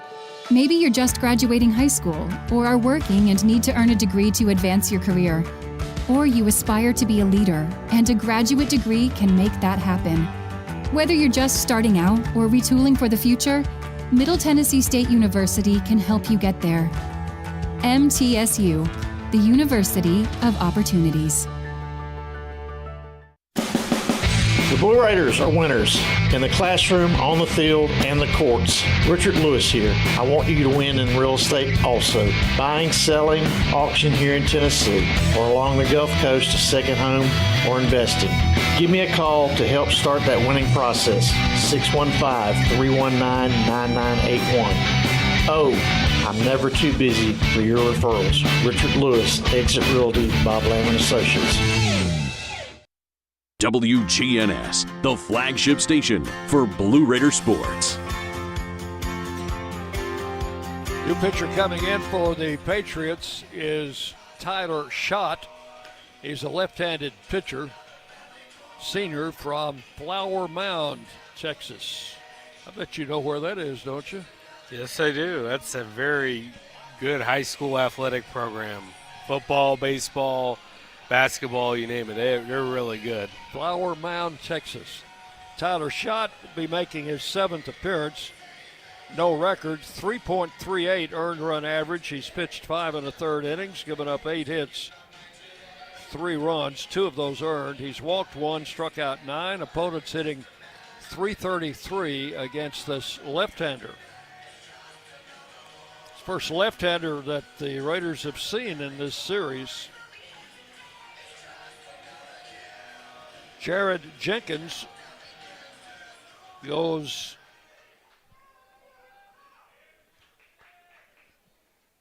three and a third. And the first pitch to Tyler Medic. I missed it, and apparently the scoreboard operator just put it up, ball 1. Outside ball 2. 2-0. I think you were asking about the hits. Middle Tennessee's 14 tonight is the most since having 14 against Fairleigh Dickinson on February 21st. The pitch. Outside ball 3.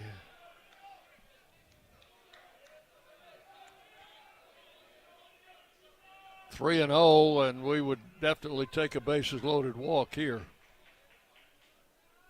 Shot delivers. Oh, he's swinging away, and a base hit to left center field. That's going to score 2. Throw comes into second. Well, Tyler Minnick surprised everybody, including me. He was given the green light on that 3-0 pitch, and Shot laid it right in there, and Minnick with a 2-run single to left. Yes, that was a nice rope. None of the infielders could get to it, and great play to drive in some runs. Scores Clapp and Snyder. Badalak to third. First and third now with 2 outs, and it's 9-3. Von Dolan, the 10th man to bat here in the 6th inning.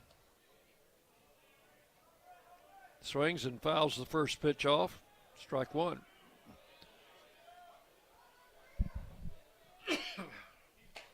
And a swing and a miss. Strike 2. Burst in third, 2 outs.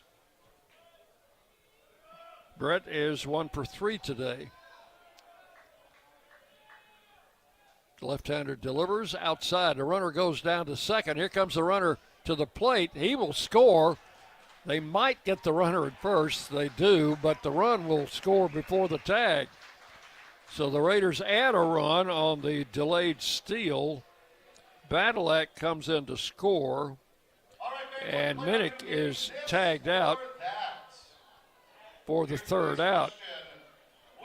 So that means Von Dolan will lead off the next inning. But 1, 2, 3, 4, 5, 6 runs in the 5th inning, and the Raiders will have a 10-3 lead as we go to the bottom of the 5th. Will Jenkins back to the mound. 10-3 Middle Tennessee on the Blue Raider Network from Van Wagner. Will Fraley, attorney at law, has experience you can count on. Former Blue Raider baseball player and MTSU alum Will Fraley serves Murfreesboro and the surrounding communities. Put a strong and experienced legal fighter on your case. Give Will Fraley a call and he can handle all of your legal matters, including criminal and domestic or family law. Visit willfraleylaw.com or call 615-410-7290. Today's game is brought to you in part by proud partners of Blue Raider Athletics, Grannis & Associates, certified public accountants. They provide a full range of tax preparation, accounting, and bookkeeping services for both business and individual needs. That's Grannis & Associates. Give them a call at 615-895-1040 or visit Grannis & Associates online at gcpas.com.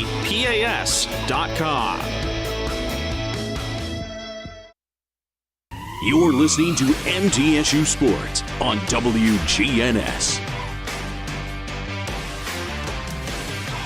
And we go to the bottom of inning number 5. Raiders leading 10-3. Top of the batting order for Dallas Baptist here in the 5th. Michael DiTallo will stand in. Ollie Akins tossing casually down in the bullpen. The pitch is outside to DiTallo for ball 1. He has flied to center and grounded out 0 for 2. Jenkins pitch misses. That's a bit inside. 2-0.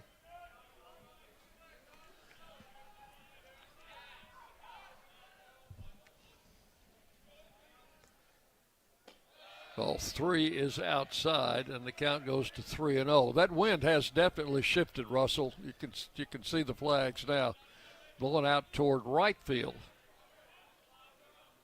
Definitely picking up. Pitch is a strike called, 3-1 to DiTallo.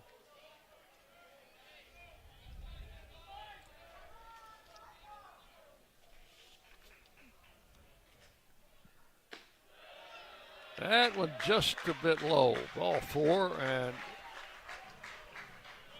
a free ticket to first base for DiTallo. That's the second walk given up by Will Jenkins.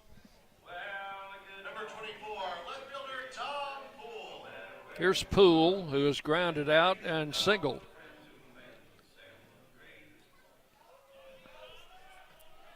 Back up and throwing in the Middle Tennessee bullpen, number 34, Ollie Akins, and number 35, Paul Torbett. 34 Akins, 35 Torbett in the MTSU bullpen. The pitch. I don't know where that one was, but it was called a ball. So Ollie Akins heating up a little bit down in the bullpen along with Cole Torbett.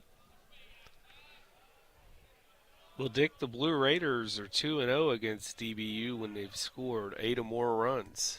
So we'll see if they can hold today. Ground ball to second. Clap to Wolf. Out. Throw to first. Out. Double play. Pitcher's best friend shows up here in the 5th. That is a 4-6-3 double play. The second one of those we've had. And quickly 2 outs here in the 5th. Number 7, the catcher, Grant J. Grant J will be the batter with 2 outs. You know, we hadn't had a double play in the series. The Raiders have 2 today, and the Patriots have 1. First pitch is a strike to J.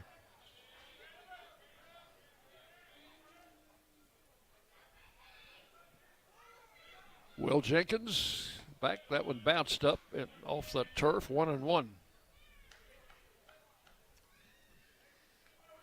On deck hitter, go chase that one down.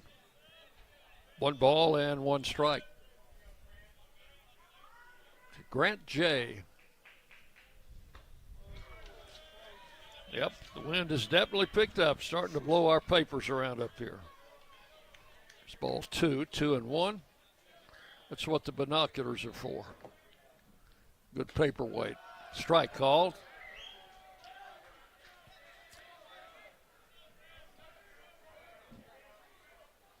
Two balls, 2 strikes.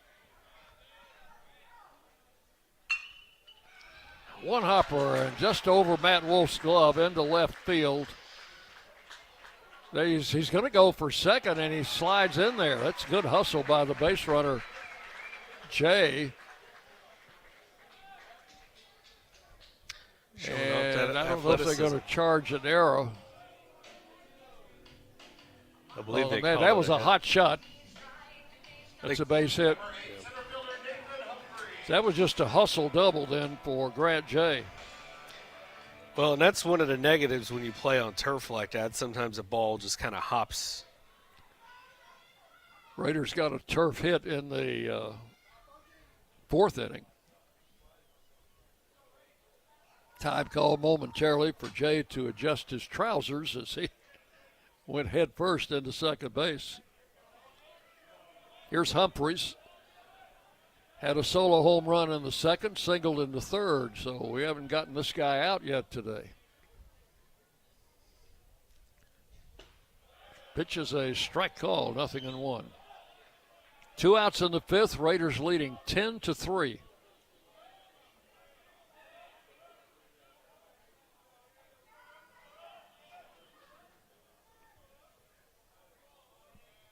Will Jenkins checks the runner at second.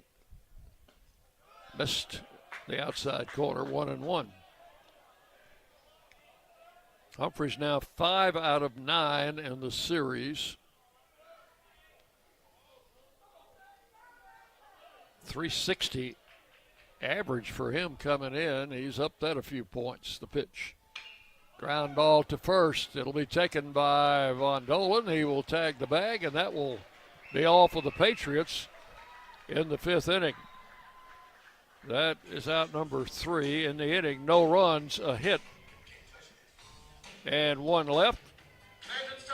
We've completed 5. Raiders lead it 10-3.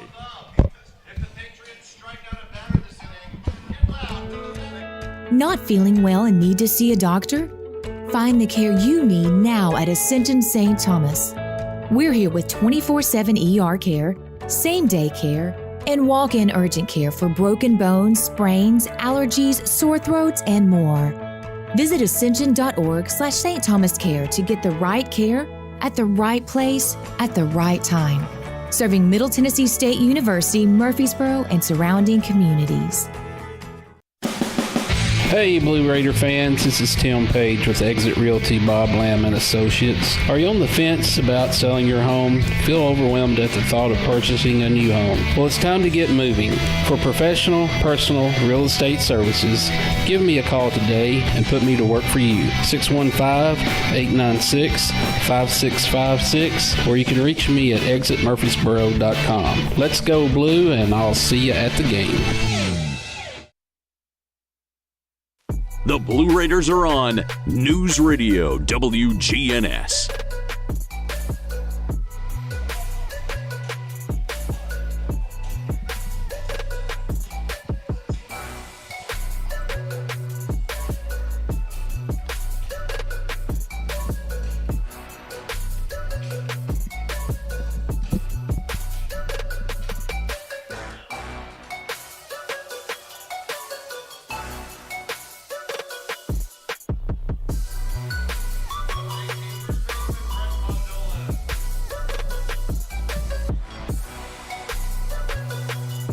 Von Dolan, who was batting when the Raiders pulled that delayed steal in the fifth inning, is up here against the left-hander shot and fouls the first pitch out of play. Strike 1.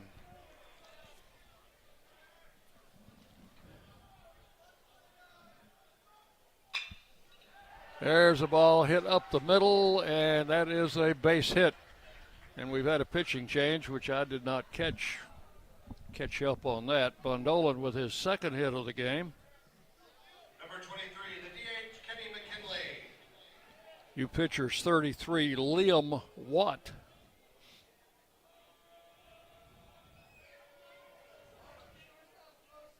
Kenny McKinley will be the hitter.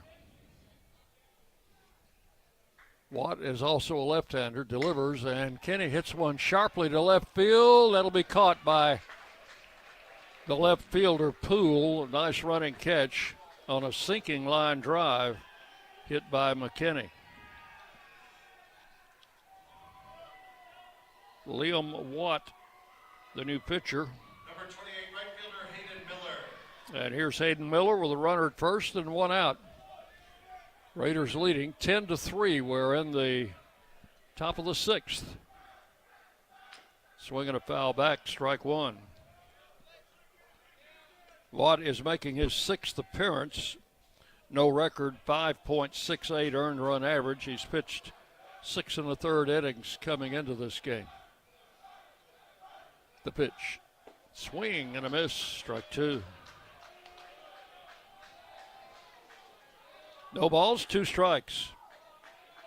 Watt out of Burlington, Ontario, Canada. The pitch. Swung on, popped high in the air. The wind will play tricks with this. Second baseman back, Grady, and he'll make the catch for out number 2. So 2 outs with a runner at first. Batter is Matt Wolf. Number 5, shortstop Matt Wolf. Wolf has been on base all 3 times that he has come up there. 2 singles and a walk. Pitch inside, got by the catcher. The runners made a late break to second, but Von Dolan will get in there. Might be a passed ball charged to the catcher. Wild pitch. Wild pitch. Wild pitch charged to the pitcher. 1 ball, no strikes. Wolf takes it low for ball 2. 2-0.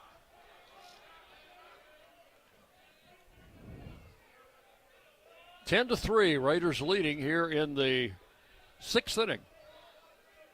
Getaway day in this series. Swing and a miss. Strike 1. 1-1.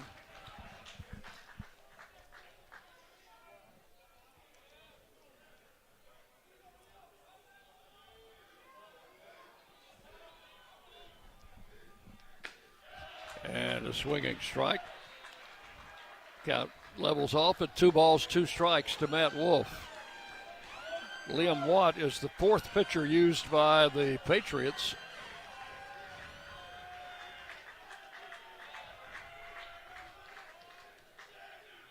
The 2-2 pitch. Low and outside, ball 3. Full count to Wolf, 3-2.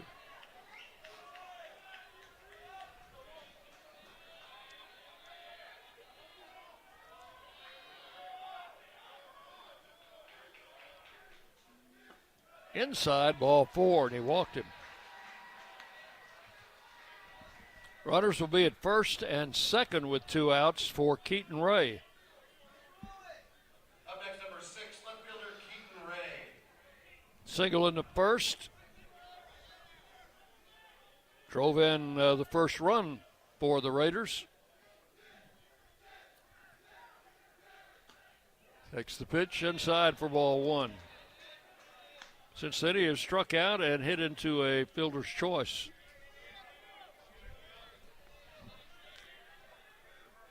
One ball, no strikes.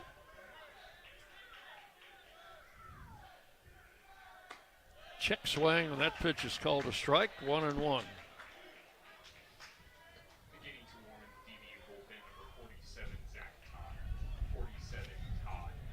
Another pitcher warming up in the Dallas Baptist bullpen. Hadn't been able to use their bullpen much in this series. Bouncy ball off the pitcher's glove. It's a problem. They throw to third late, and that's going to be an infield hit for Keaton Ray.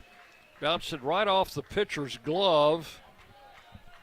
Caromed out to the shortstop, and the only play he really had was at third. He made the right play, but Von Dolan beat the throw over there. So now the bases are loaded with 2 outs for Cooper Clapp, who's had 2 singles and also has had a sacrifice bunt. Bounces one to the third baseman. They'll go across the infield to first, and that will retire the side here in the 6th inning.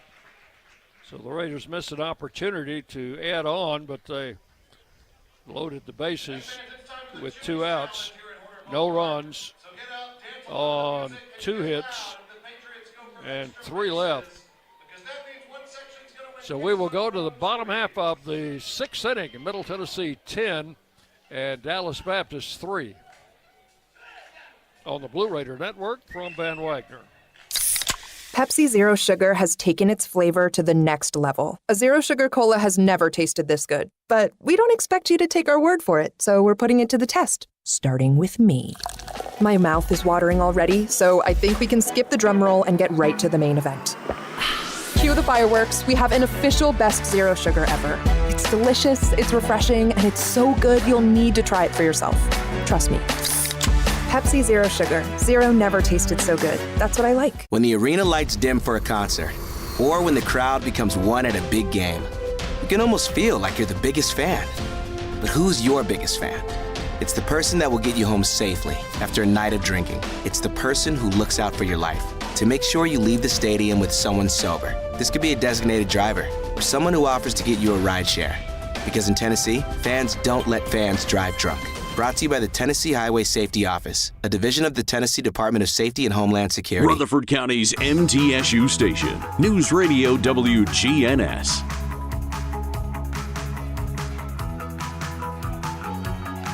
We move to the bottom half of inning number 6.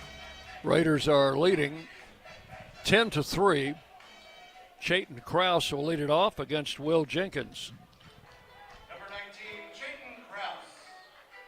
Jenkins has allowed 3 runs and 6 hits. And the pitch to Krause is low for ball 1. Krause has flied out twice. Second fly ball drove in a run, a sacrifice fly to right field.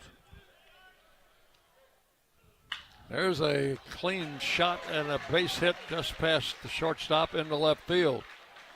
Runner's going for second. Clapp doesn't get there in time to put the throw. The throw was not necessarily right on the bag at second base. Clapp had to move off to get it, and that will be a hustle double for Krause. It's twice they've done that in this game, and that's what winning teams do. They take advantage sometimes. Yes, they're very aggressive on the base paths. 7th hit for Dallas Baptist today. Pitch, swing and a miss, strike 1 to Joey Nerritt. He has walked and struck out.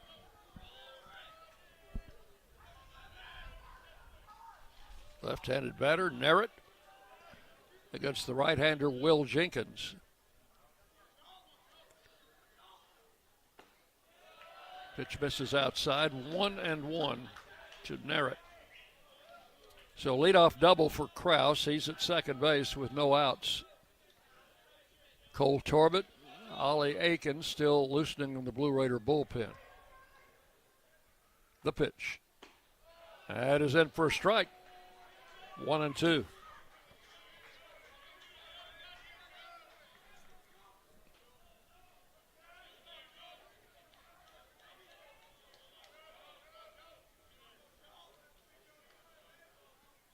One-two pitch from Jenkins is low and inside.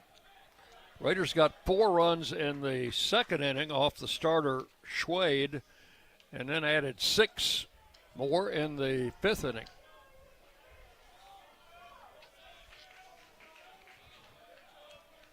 Two balls, 2 strikes. Outside ball 3. So if Nerritt reaches, I think we'll see a visit to the mound. Full count, 3-2. Swing and a foul, out of play. Karams off the wall and down the third base line, rolls out almost onto the playing field. One of their players from the dugout chases it down. Count remains 3-2 on Nerritt. And the pitch. Off-speed pitch, caught him looking. That was an outstanding pitch by Will Jenkins. It was right down the plate, and I think that kind of surprised the batter there. He thought he was going to get a free walk. That is only the second strikeout for Will. So now 1 out, a runner at second. The batter is Jake Bennett. He is singled and been hit by a pitch.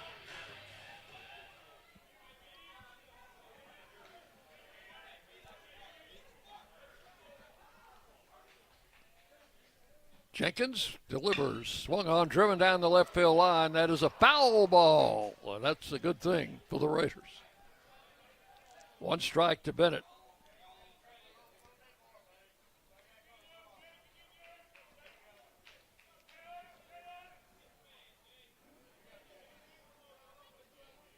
Boy, Russell, all of these guys are big and strong, aren't they?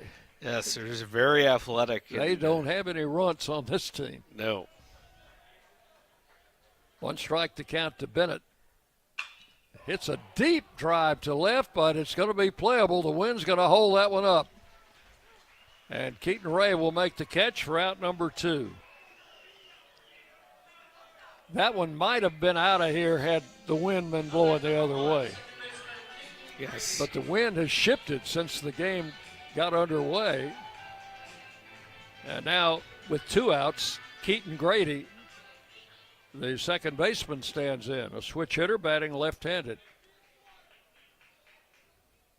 Will Jenkins with the pitch, and it's low for ball 1.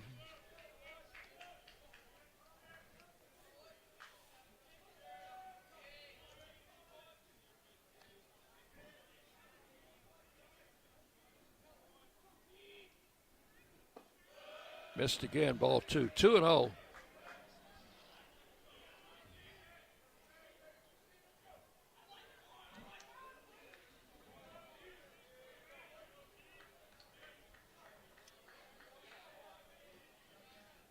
Runner at second, 2 outs.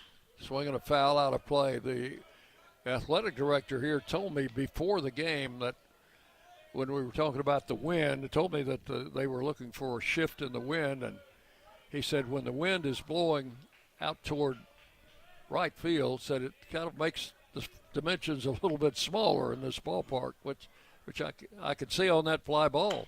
Ground ball just outside the bag at third. And the count will go to 2-2 on Grady.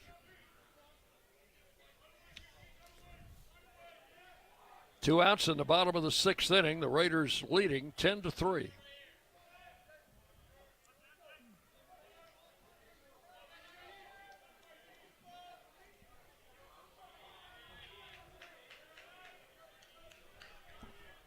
Jenkins with the 2-2 pitch. Fly ball down the right field line. Curving. That's a foul ball, and that is into the Blue Raider bullpen, or maybe over the bullpen. The count will hold at 2-2. You're talking about just the athletes here. I mean, last year they had 3 guys in the majors. Cody Funderburk with the Minnesota Twins, Colin Poche with the Rays, and then Drew Smith with the Mets. Yeah, and they're Friday and Saturday night starters last year were both drafted. Yep. The Friday night starter went fairly high. Johnson. Pitch is fouled out of play. I've got that somewhere.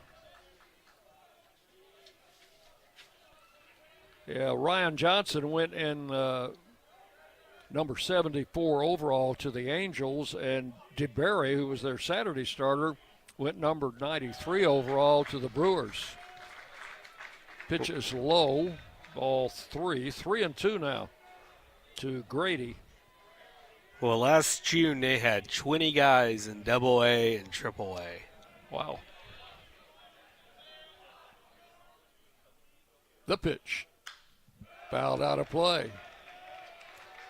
This is only their 3rd year in Conference USA. Now, where were they before? In Missouri Valley. Missouri Valley. That's what I thought. Yeah, because they used to host a Missouri Valley Conference tournament here every year when they were in that league. Full count, 3-2. We'll do it again. And that one skips off the mound, picked up by Wolf. Throw to first. Got him! I don't know if you give the pitcher an assist on that. I don't know if it hit him or not. You think it did? They did. They gave it to him. So 1-6-3 on the putout to retire the side in the 6th inning with no runs, 1 hit, and 1 left. So here are your totals after 6 full innings for the Blue Raiders: 10 runs, 17 hits, 1 error. For the Patriots, 3 runs, 7 hits, and no errors. Raiders leading 10-3 as we go to the 7th inning on the Blue Raider Network from Van Wagner. Hey, Blue Raider fans, we know life comes at you fast, but with the right insurance, you'll always be covered. Whether it's home, auto, or life insurance, your local State Farm agent, Trevor Haggard, former MTSU baseball player, is here to help you protect what matters most. Give them a call at 615-203-5522 and find the right plan for you. Like a good neighbor, State Farm and Trevor Haggard are here to help. 615-203-5522. Hey Blue Raider fans, this is Brad Hopkins with Exit Realty Bob Lamb and Associates. Winning in real estate is a lot like football. Good coaching and recruiting a great team are the keys. I put together a team of lenders, inspectors, and home professionals to help you succeed. Let me coach you through this process and make sure you come out a winner. Whether you're looking to buy, sell, or invest, I am here to help you win. Visit BradHopkinsHomes.com or call 615-556-9239 to find out more. The Blue Raiders play here. News Radio WGNS. And we go to the 7th inning. New pitcher in for the Patriots. Tell you about him, but first let's pause 10 seconds for station identification as you listen to Blue Raider Baseball. The flagship station for Middle Tennessee sports. WGNS. Murfreesboro, Smyrna. The Blue Raiders play here. New pitcher for the Patriots is Zach Todd. He is a redshirt sophomore, 6'3", 225 out of Manteca, California. He's another big guy. Todd making his 4th appearance, 1-0, 8.10 earned run average. He's only pitched 3 1/3 innings, given up 7 hits, 5 runs, 3 earned, 3 walks, 3 strikeouts. First pitch to Eston Snyder, leading off the 7th, is a strike call.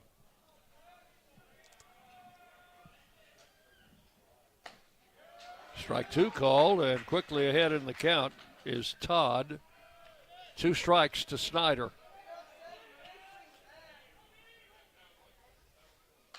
There's a foul to the screen right in front of the Blue Raider dugout.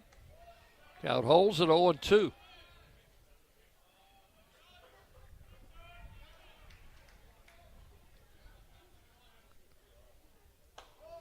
Pitch high for a ball. 1 ball, 2 strikes.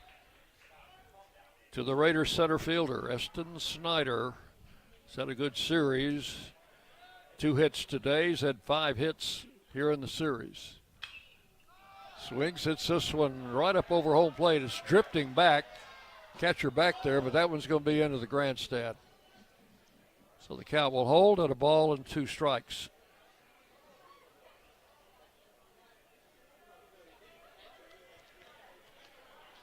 Dick, the 17 hits today are the most in a conference game since last year against Western Kentucky. Swinging a foul out of play. Boy, those guys are off to a great start, aren't they? Well, not today. They're down to Kennesaw State, so that'll be their first series loss of the year. Did they? Is that a final? I don't think it's a final. It was down. I'll check it for you. It's just inside for ball 2. 2-2. Kennesaw won the first game, I think 9-8, and then Western came back and won yesterday. Check swing, and they say he went. So Snyder is rung up on an appeal call. 1 out. Yep, it just looks like the game just finished. Kennesaw won 8-2. So Kennesaw will take that series 2-1. Badalak fouls the first pitch, and that one drifts out of play. Strike 1. 1 out in the 7th.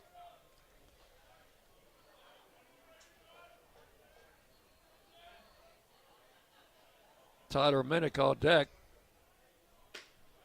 Pitch inside for a ball. 1-1 to Clay Badalak. 3 for 3 with a walk.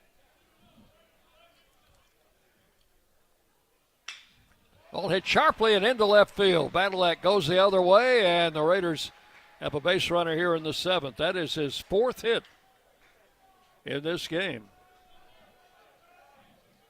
First hit allowed by Todd. And with 1 out, Tyler Minnick is the batter.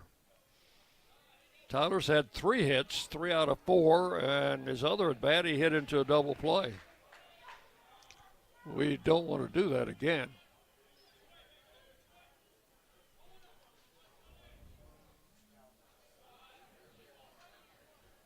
Throw to first. Ooh, they could have had him, but it was a bad throw, and it goes into foul territory. Badilek's rounding second. On his way to third. Throw in there is not in time. That is a two-base throwing error by the pitcher. And Russell, had that been a good throw, I think they would have had him at first base. Oh, yep. I agree, because the throw was just offline, and he was able to round a couple of bases there. So that is the first error committed by Dallas Baptist in this series. It puts Badilek at third, and there's a call strike to Minnick.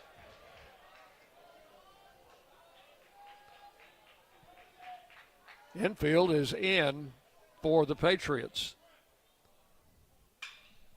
Swung on, hit into shallow center field. That might be a problem. Badilek's tagging, and they drop the ball. Everybody's safe. Badilek had to wait, and probably a good move not trying to score on that because the ball was just off the second baseman's glove. They're going to call that an error? Yes, yeah. It was in his glove and bounced out. So E4. Back-to-back errors. Actually, I think they said E8. Oh, the center fielder? Center fielder? Okay, yeah. it was the center fielder charging in, charged with the error. So now first and third with one out and a swing and a miss by Von Dolan.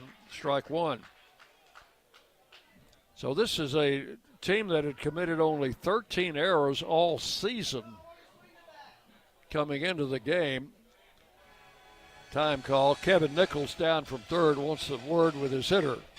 Pats him on the back, on the top of the helmet, and says, go get him. One strike to count.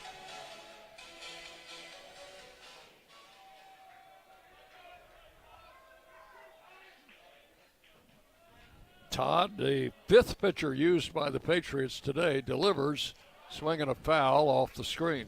Yeah, Dick, coming into this game, the Patriots were 13th in the country in fielding percentage. Yeah, they were over 980. Yeah. That'll drop them a little bit, but that's winning baseball.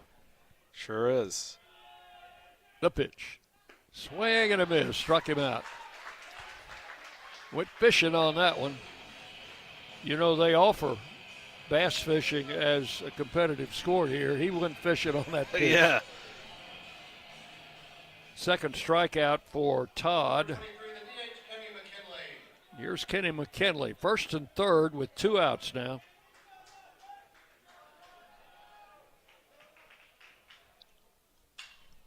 Kenny pops it straight up in the air. That one going into shallow center. Shortstop's back and looking up into the sun, which has just come out. Fighting the wind. He makes the catch for out number 3. So that is all in the seventh. No runs on one hit. There were 2 errors in the inning and 2 men left. 7th inning stretch time here at the ballpark. It is Middle Tennessee 10, Dallas Baptist 3 on the Blue Raider Network from Ben Wagner. Will Fraley, attorney at law, has experience you can count on. Former Blue Raider baseball player and MTSU alum Will Fraley serves Murfreesboro and the surrounding communities. Put a strong and experienced legal fighter on your case. Give Will Fraley a call and he can handle all of your legal matters, including criminal and domestic or family law. Visit willfraleylaw.com or call 615-410-7290. Today's game is brought to you in part by proud partners of Blue Raider Athletics, Grannis & Associates, certified public accountants. They provide a full range of tax preparation, accounting, and bookkeeping services for both business and individual needs. That's Grannis & Associates. Give them a call at 615-895-1040 or visit Grannis & Associates online at gcpas.com.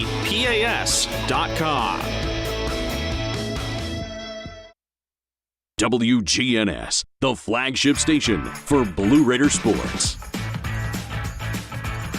For the Raiders, Ollie Aikens will take over the pitching duties here in the 7th inning for Will Jenkins, who did a great job on, I'm sure, rather short notice. coming in for Drew Horn today. Ollie is a junior, 6'1", 155, from Sweetwater, Tennessee. Went to high school at McMinn County High. And he will be facing the number 9 hitter, Graybeck, to lead off the 7th inning. Ollie's making his 8th appearance, a 1-0 record with an earned run average of 2.45, 14 2/3 innings. He's given up 13 hits, 6 runs, 4 earned, has walked 10, struck out 16. Opponents hitting .236 against Ollie Akins. And he'll be on to pitch to the number 9 hitter and then the top of the batting order here in the 7th inning.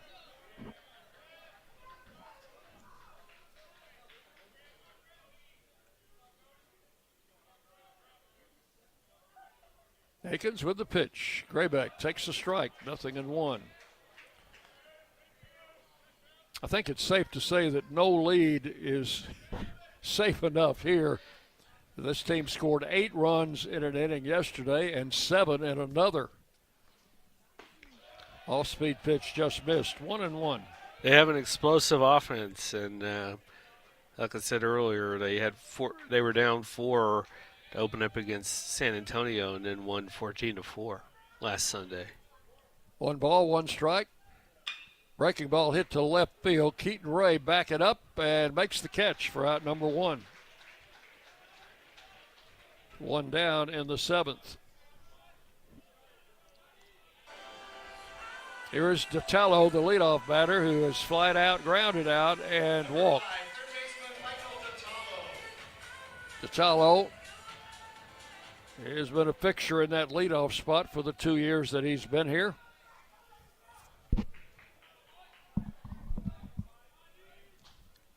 Akins with a pitch. Fastball caught the corner. 0-1. In the middle, Tennessee bullpen, number 30, Colin Kerrigan. 30, Kerrigan in the middle, Tennessee bullpen. 1 strike the count. And the pitch. Strike 2 on the breaking ball. That is Akins' best pitch. He's got a good breaker and throws kind of an old-fashioned 12-6 curveball. No balls, 2 strikes. There it is again, grounder to short. Wolf is up with it. Over to first and picked there by Von Dolan for out number 2. So 2 up, 2 down in the 7th.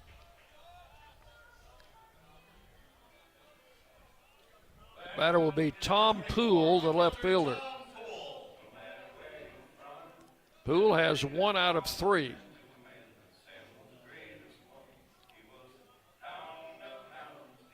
And Dick, they've had a very tough schedule the last couple of weeks. They played LSU, and then they hosted against Oral Roberts, who was in the World Series a couple of years ago, then Oklahoma, and then at Louisiana, Oklahoma State, and San Antonio.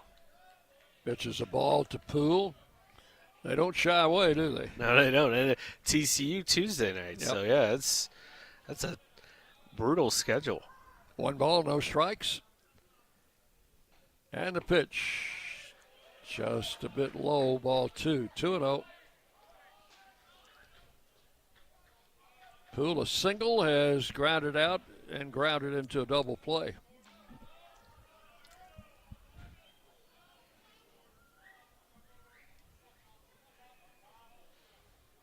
Akins with the pitch. There's that big curveball right in there. 2-1. And Dick, if you're maybe 4 or 5 years from now, I think Poole and Jay, we might see them in a major league uniform. They may not be the only ones right off this team. There's a grounder to the right side. Cooper Clapp has it get just past his glove into right field. Looked like he was in position to pick it up, and it skipped under the glove on the turf. They're going to charge him an error on that. Yeah, I think he probably should have made that one. But, again, the turf monster kind of gets you. And it plays differently if you're not used to playing on turf all the time. So, for the second time in the game, we've got him an extra at bat. Runner at first, 2 outs for Grant J. Akins with the pitch. It's in for a strike, 0-1. Nolly with an 88-mile-an-hour fastball. That's about the top as far as his velocity is concerned. But he's not a velocity pitcher. He's works around that for that good slider and good curveball. 1 strike to count to Jay. Has 2 hits and 3 trips today. And the pitch. Check swing. Did he go? The first base umpire says no. 1-1. Now throwing in the middle, Tennessee bullpen, number 35, Cole Torbett. 35 Torbett and 30 Kerrigan still warming. So 30 Kerrigan. Throw to first, runner back. Pair of left-handers throwing in the Blue Raider bullpen. Colin Kerrigan, Cole Torbett. 1-1 to Grant J. The pitch. Bouncing foul past third. Even eluded the third base coach. That is a 1-2 count now. Raiders face a long road trip on Tuesday. They go to Cape Girardeau, Missouri to take on Southeast Missouri, a team that beat the Raiders at home last week. 1 ball, 2 strikes to Jay.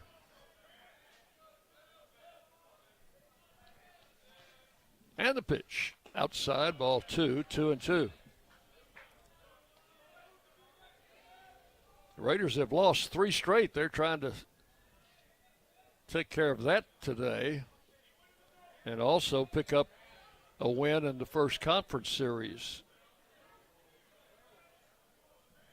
2 balls, 2 strikes. Pretty good looking pitch. In fact, Ollie started for the dugout.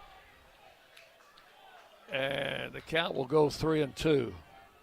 I don't know how you take a pitch like that with 2 strikes on you. Discipline, I guess. 3 balls, 2 strikes. Throw to first, the runner back.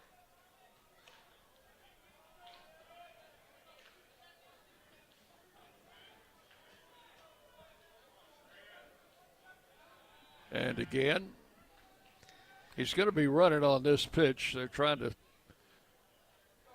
catch him with a little bit of a lead. And the 3-2 pitch. Struck him out swinging. Wow. 90 miles an hour. I didn't know Ollie could get it up that high. That was a great pitch. High fastball, and Jay down on strikes. That's all in the 7th. No runs, no hits, an error. 1 left.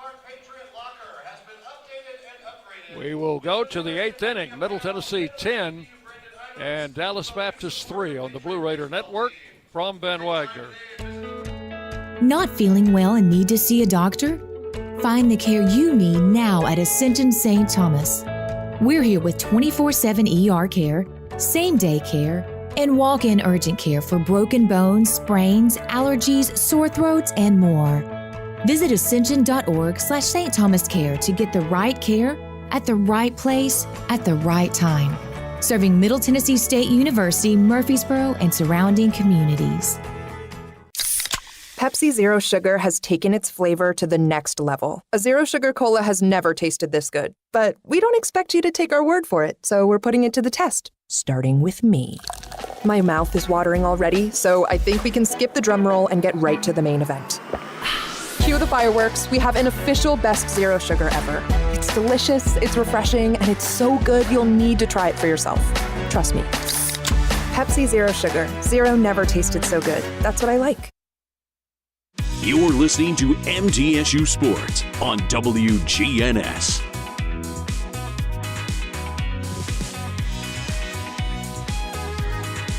And we go to the 8th inning. Raiders leading 10-3. Hayden Miller scheduled to lead it off. Miller Wolf and Keaton Ray against Zach Todd. Todd is on for his second inning. Raiders picked up a hit. Had 2 men on last inning, could not score. Miller takes a pitch for a strike, 0-1. A rather liberal strike at that.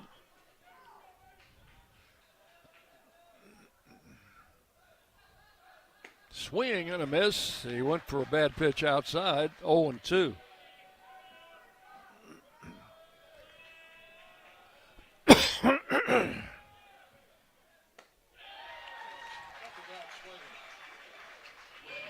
Waved at that pitch, didn't get it. That is out number 1 in the 8th inning. Strikeout number 3 for Todd. Now batting number 5, shortstop Matt Wolf. Matt Wolf will come in with 2 hits and 2 walks. Perfect day at the plate so far for the Blue Raider shortstop. He'd like to keep it that way. Takes the pitch high for ball 1.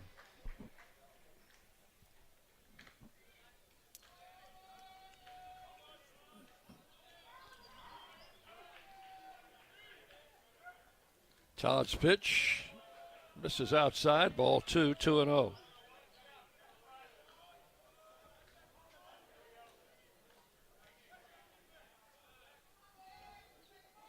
Right-hander comes back, ball hit up the middle. That is a base hit, and Matt Wolf has a 3-hit game to go with a couple of walks.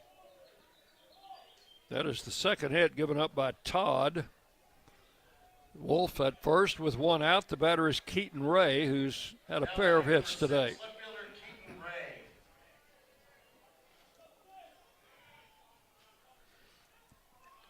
And Dick, that's 19 hits. 10 runs, 19 hits. There's a ball hit deep as the runner was off and running. It's off the wall, and that may score a run. They're going to send Matt Wolf as Keaton Ray pulls into second base.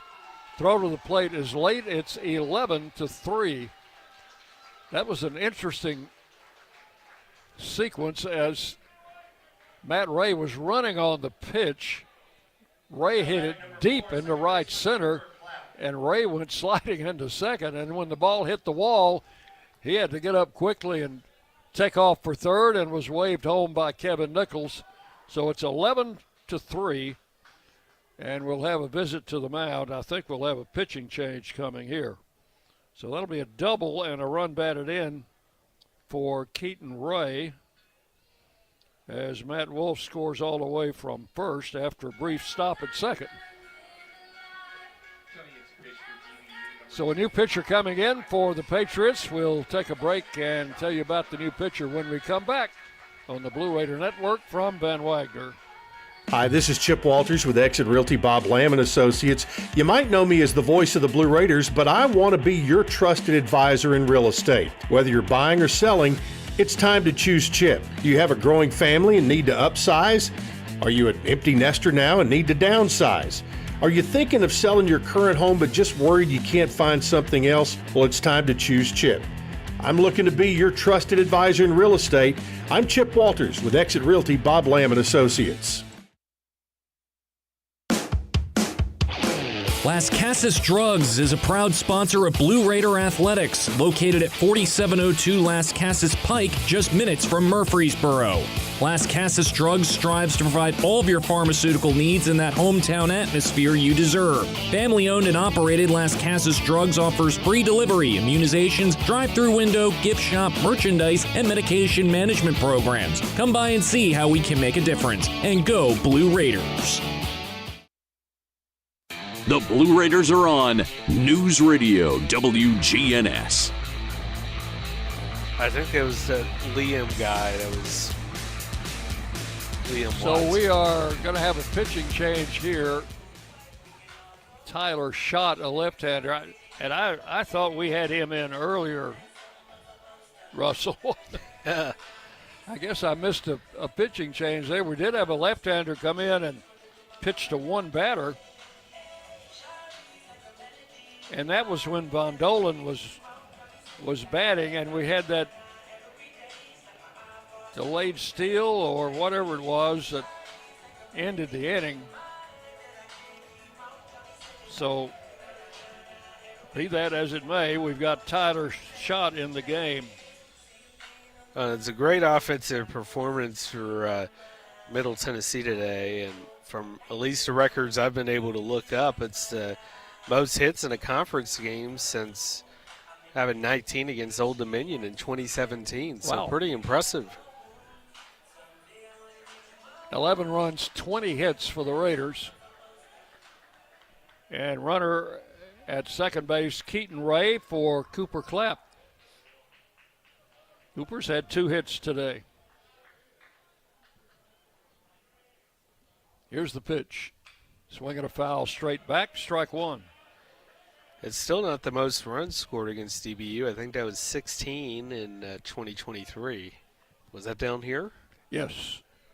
Yeah, that was the second game of the series, which the Raiders won and then lost the third game, I believe. Yep. Here's the pitch. Blow it outside, 1-1 to Clapp. Eston Snyder waiting to hit next. So the Raider bats have come around today. 20 hits, 11 runs scored. It's 11-3. Swing and a miss. Out in front of that, 1 ball and 2 strikes.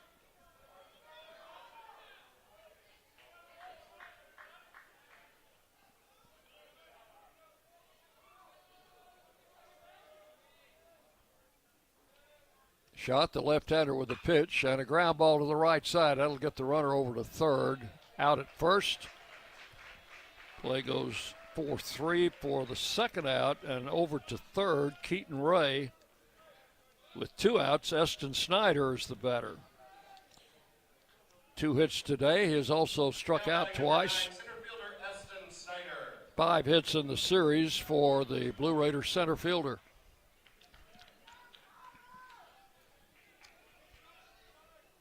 He also made a great throw to catch a runner trying to advance on a fly ball to third. The pitch high for ball 1.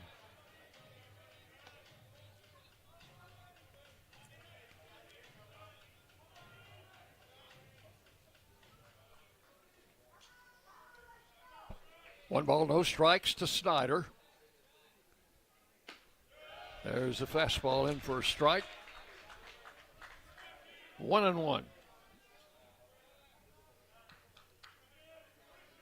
Raiders got 4 runs in the second inning, 6 in the fifth, and they've added 1 here in the 8th for their total of 11. Pitch is low, ball 2, 2-1.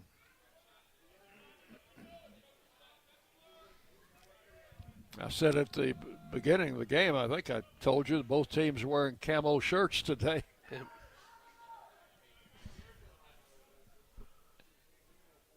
The 2-1 pitch. Ground ball to third. Runner's coming in. The throw to first base is wide and safe. Snyder beats it out. First baseman tried to swipe tag and apparently missed him. That may be an error, E5. But that run will count as Keaton Ray comes in to score, and it's 12-3. Snyder at first. Badalak, the batter, working on a perfect day at the plate, 4 for 4 with a walk. Pitch is low for ball 1. And again, Dick, I think if the first baseman had been on the white bag and not the green bag, it might have been an out, but he was on the green one again with the 2 bags at first. 1 ball, no strikes. Runner goes, throw to second, and safe at second. How did he avoid that tag? The ball was there, and Eston slid around the tag. He's smiling about it. Well, he should. Count is 2-0 on Badalak. Wow, he just skirted around it. Throwing in the DBU bullpen, number 30, Ashton Branson. 30, Branson, the DBU. Here's the pitch. Strike call, 2-1. Yeah, the fielder's glove was just a few inches away from touching his jersey. You know, we've got a monitor in here, but I would have to crane my neck to watch it. There's a ball hit to second base, and the play to first is in time. Badalake grounds out, and that is all in the 8th inning. 2-run score on 2 hits. There was an error, and a man left. We'll go to the bottom of the 8th inning. Middle Tennessee 12, Dallas Baptist 3 on the Blue Raider Network from Van Wagner. At State Farm, when home and auto work as a team, you score and save money. I'm State Farm agent Andy Wama. Give me a call at 615-890-0850 and let's work together to win big by saving money on home and auto. With the service you get from State Farm, you might think our car insurance costs more. I'm State Farm agent Andy Wama. Give me a call at 615-890-0850 and let me show you with discounts up to 40%. You may find it even costs less. Middle Tennessee Electric proudly supports the MTSU Blue Raiders, and we're proud to power the scoreboard lights at Reese Smith Junior Field. When it comes to the electric service in the community, you can always trust MTE to do what's best for our members. We serve by providing affordable, reliable, safe electricity and outstanding member service. Here at MTE, we serve to make life better for our members and their communities. Visit www.mtemc.com to learn more. And that scoreboard, light it up, Blue Raiders. Rutherford County's MTSU station, News Radio WGNS.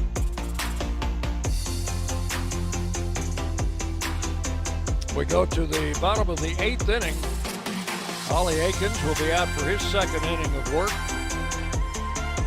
Had to pitch around an error in the 7th inning, but did so successfully, and he'll face Nathan Humphreys to lead off here in the 8th inning. Humphreys has a solo home run. That came in the 2nd inning, a single, and is grounded out, so he's 2 out of 3 today. 5 hits in the series.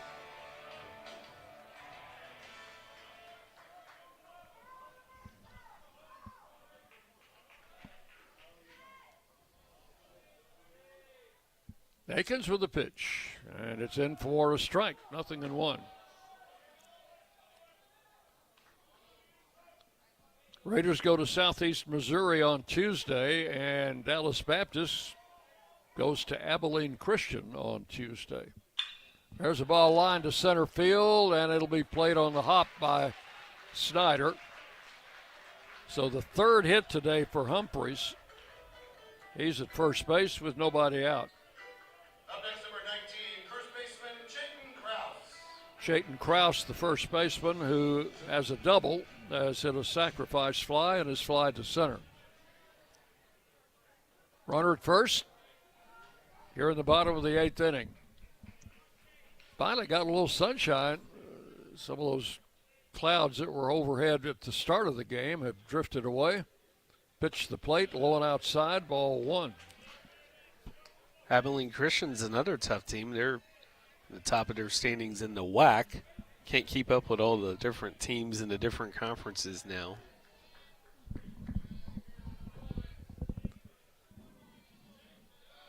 Throw to first, the runner back.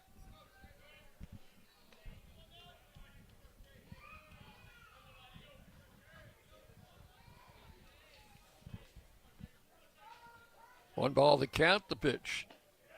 And for a strike, had him backing away on that breaking ball. So, Russell, and I was surprised to learn that you were a certified tennis official. Yes, sir. I was going to ask you something about that in a second. Akins with a 1-1 pitch, and it's slowed outside. So, do you get yelled at a lot as an official? I know you have to call those lines. Yes, that is part of the job. 2-1 the count. Maybe not as bad as basketball. The basketball officials get an earful quite a bit. Well, baseball umpires yeah. usually on call strikes, or not yes. called. Yeah. 2-1 the count. And the pitch. Inside, backed him away. Ball 3-1. But yes, if you're in the chair, that is you're definitely a target. 3 balls and a strike. Akins with the pitch, swinging a foul back. Count goes full. So is it traditional for the 2 players to come over and shake hands with the official after the match, or is that up to them? That is up to them. Typically, most of the time that happens, but sometimes it doesn't. Just depends on how the intensity of the match went and if they're mad at the official or not. 3-2. And the pitch. Oh, good breaking ball. Called a ball, and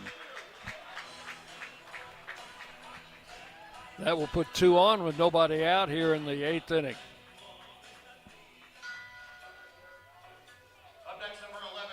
That's only the 3rd walk that Blue Raider pitchers have allowed, which is much different from the first 2 games. I think we had a combined 14 or 15 walks the first 2 games. Here's Joey Narrett. Has struck out twice in the game. Takes the pitch high for ball 1. Now, yesterday, Dick, I was a rover, so I had to go see. I had 9 courts at the same time. And so what does a rover do besides rove? That's it. You go to each court every few minutes. Strike called, 1-1. Just make sure everything is going according to Hoyle. Huh? Yes, and you could still overrule, but it's a lot harder than being in a chair. 1 ball, 1 strike. Ollie Akins with a ground ball to short. Wolf has it to second, 1. Throw to first, didn't get a lot on the throw, and the runner is safe there. So they pick up the force on Kraus for the first out. Going to third is Humphreys, and on the fielder's choice, Narrett is at first. First and third, 1 out for Jake Bennett. Yeah, yesterday, though, I was roving, and one of the players mis-aimed the ball and hit me right in the head. So thankfully, it wasn't that hard of a serve. Pitch is a strike. Was that intentional? No. If it was intentional, that can be grounds for default. Right. It could be a yellow card, or what do they do in soccer? Code violation. Yeah. Yep.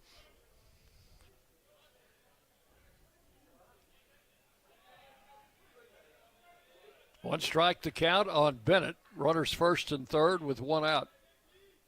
The pitch popped up. That's in shallow right field, and again the wind's going to play havoc with this one. Clapp is back there. He's got it. That's out number 2. 2 down in the 8th. Batter is Keaton Grady. Grady's 0 for 3. Switch hitter batting left-handed against the right-hander Ollie Akins, working in his 2nd inning in relief. And the pitch is right down the pipe, strike 1. Raiders leading 12-3. Would have been nice to got that 13th run last inning. Line drive, that's a base hit. That'll get a run in. Keaton Ray will get it back in quickly, and it's a 12-4 game. Humphreys in to score on the hit by Grady.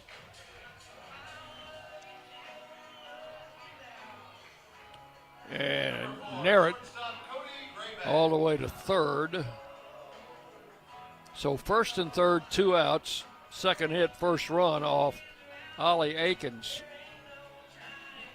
And Grayback has grounded out hit into a double play and flied out.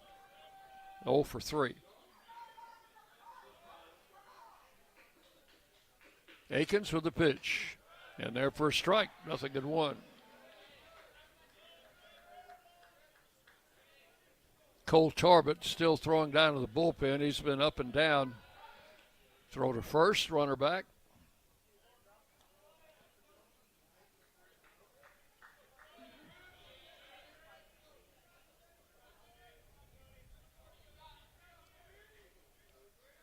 Akins with the pitch. Shot to center field and a base hit. That will get another run in. And the throw cut off. They throw back to first. Got away from Bondolan, and a second run will score. So Narrett scored on the hit. And then Grady, who went to third, will come around to score on an overthrow to first. So that will make it 12-6. And we'll draw a visit from Coach Myers. Grebeck with a solid base hit. And we will have a visit at the mound. So it's a single and then an error on the throw. Throw was by the shortstop? I believe so. Yeah.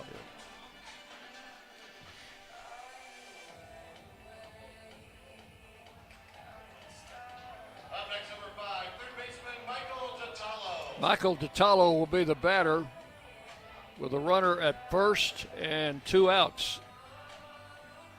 And 2 runs in here in the 8th inning. Raiders leading 12-6.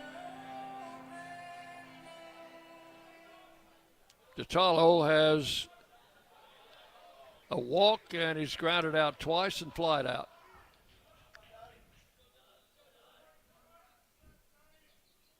Akins with the pitch. Missed for ball 1.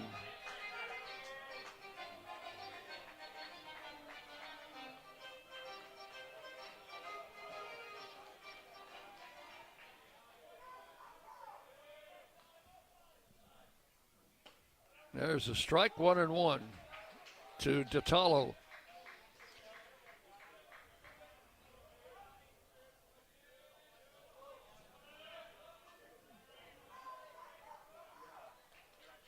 Raider right-hander comes set. Strike at the knees. 1 ball and 2 strikes.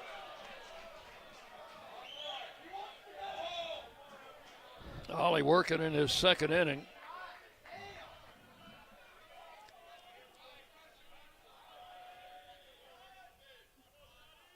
Grebeck, the runner at first. And the 1-2 pitch. Foul of the screen, and had him reaching on an outside pitch. Just got the tip end of the bat on it. 1-2, the count holds.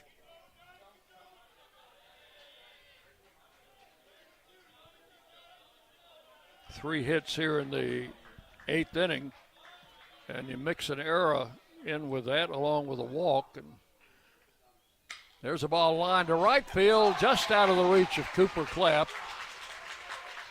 And two men are on here in the 8th with 2 outs.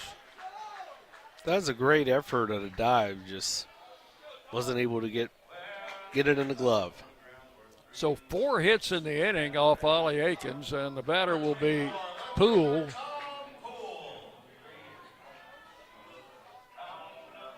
Poole with a hit today, grounded into a double play, been safe on an error.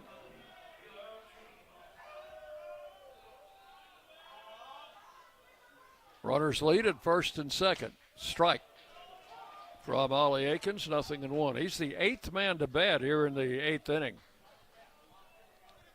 3 runs have scored and 2 more are on base.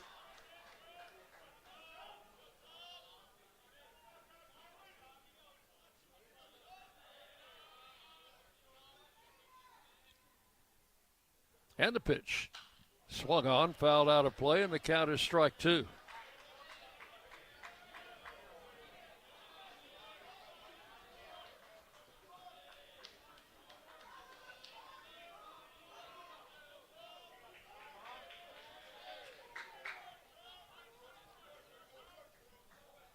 Graybeck, the runner, at second. Tatalo at first. The pitch high for a ball, 1-2.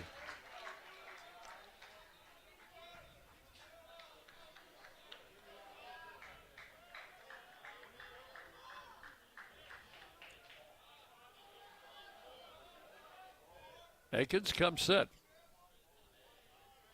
And the 1-2 pitch. Missed low for a ball, 2-2.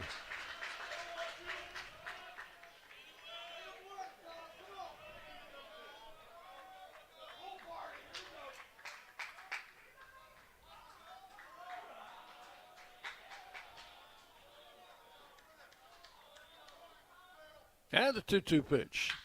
Hit the center field.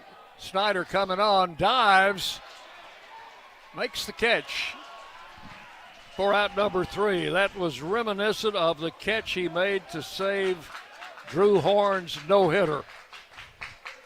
Almost the same time, low line drive, and Eston Snyder comes up with it. So in the inning, 3 runs, 1, 2, 3, 4 hits. There was an error and 2 men left. So we'll go to the 9th. It's Middle Tennessee 12 and Dallas Baptist 6 on the Blue Raider Network from Van Wagner. Nothing is more expensive than a missed opportunity that could have changed your life. Maybe you're just graduating high school or are working and need to earn a degree to advance your career. Or you aspire to be a leader, and a graduate degree can make that happen. Whether you're just starting out or retooling for the future, Middle Tennessee State University can help you get there. MTSU, the University of Opportunities. The Blue Raiders are winners in the classroom, on the field, and the courts. Richard Lewis here. I want you to win in real estate also. Buying, selling, auction here in Tennessee, or along the Gulf Coast, a second home, or investing. Give me a call to help start that winning process. 615-319-9981. Oh, I'm never too busy for your referrals. Richard Lewis, Exit Realty, Bob Lamb & Associates. The Blue Raiders play here. News Radio WGNS.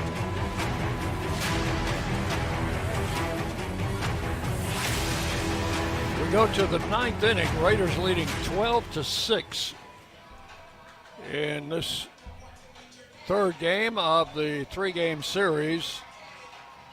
Well, there was a challenge at the end of that inning on the part of Dallas Baptist,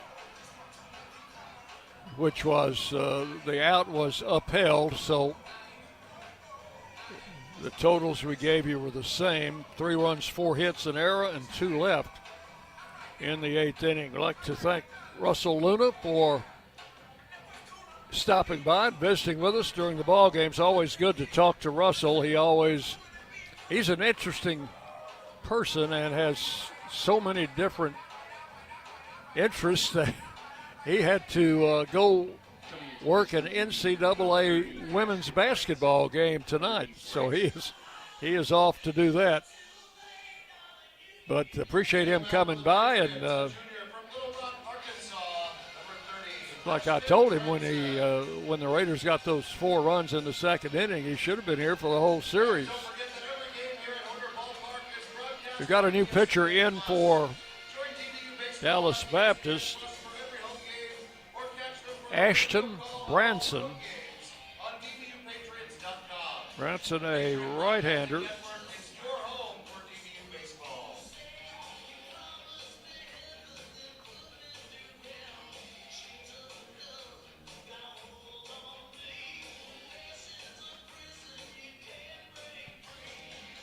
Okay, we'll give you some numbers on him. Branson, right-hander, 5'11", 180, a junior from Little Rock. Transfer from Crowder College, which I assume is a junior college. Making his 7th appearance, 3.12 earned run average with 1 save. 8 2/3 innings. He's allowed 4 hits, 3 runs. Has walked 2 and struck out 13. So he'll face Tyler Minnick. Minnick, Von Dolan, and McKinley scheduled to hit here in the top half of inning number 9.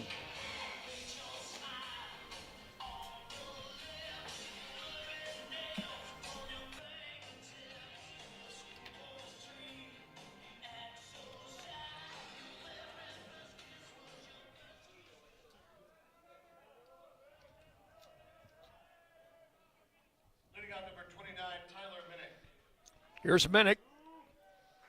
He's had a good day at the plate. 3 hits, all singles. And the first pitch hits him. So the Raiders have a base runner here in the 9th. Caught him up on the arm. So Minnick is at first with nobody out.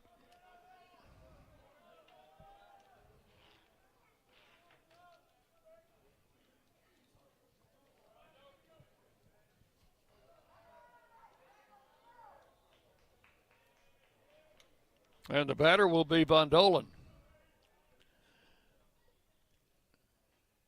Bronson's pitch is a strike call, letter high fastball. Brett today has 2 hits and 5 trips.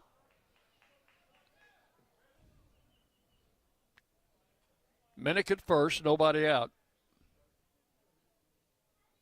And the right-hander delivers outside for a ball, 1-1.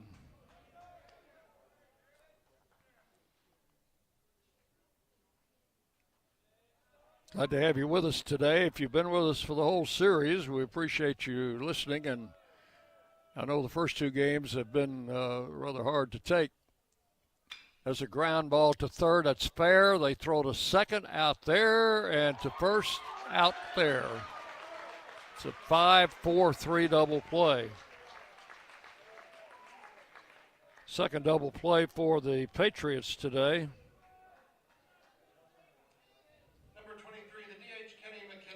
And here's McKinley now with 2 outs and the base is empty.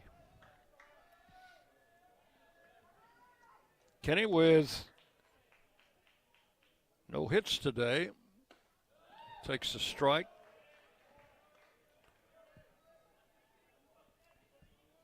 Reached base twice, once on a fielder's choice and again when he was hit by a pitch.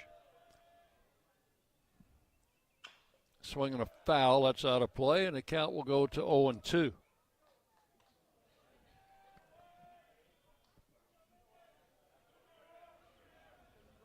Be interesting to see if Ollie goes out there for the 9th, or if Coach Myers elects to go to his bullpen to try and close it out. Pitch is high. 1 ball, 2 strikes. He's had Cole Torbett warming up off and on in the pen. There's strike 3 call. We'll find out pretty soon as the Raiders up and down in the 9th. No runs, no hits, and with a double play, nobody left on base. So we'll go to the 9th inning. Middle Tennessee 12, Dallas Baptist 6 on the Blue Raider Network from Ben Wagner. Will Fraley, attorney at law, has experience you can count on. Former Blue Raider baseball player and MTSU alum Will Fraley serves Murfreesboro and the surrounding communities. Put a strong and experienced legal fighter on your case. Give Will Fraley a call and he can handle all of your legal matters, including criminal and domestic or family law. Visit willfraleylaw.com or call 615-410-7290.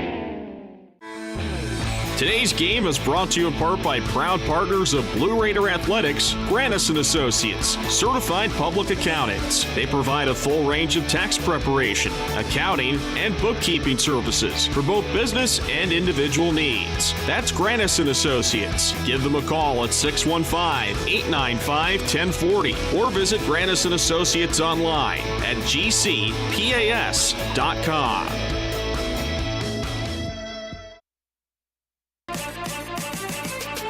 WGNS, the flagship station for Blue Raider sports.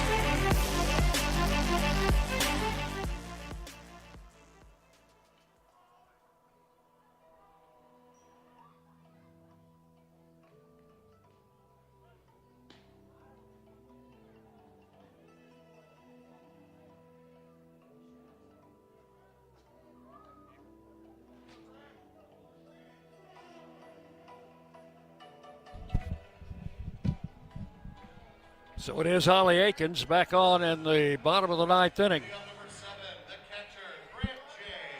Grant J will lead it off. There are 3, 4, 5 hitters scheduled here in the ninth. Jay has a double and a single in this game. Takes the first pitch from Akins for strike one.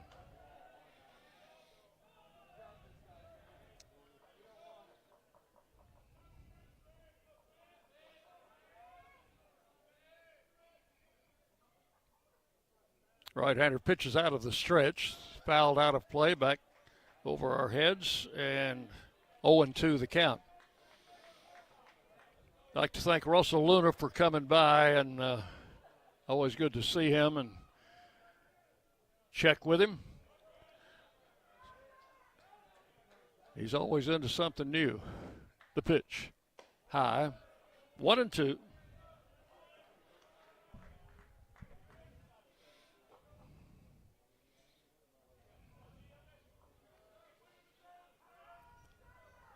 Russell and I had to put up with each other on the road for several years when he was traveling with women's basketball. Strike three call. There's that good curveball from Akins. And that is out number one here in the ninth. Second strikeout for Ollie. And the batter is Humphreys, and we've had a hard time getting this guy out today. Solo home run in the second, singled in the third. And we did get him out on a ground ball in the fifth, and then he singled again in the eighth. So 3 out of 4 for Humphreys.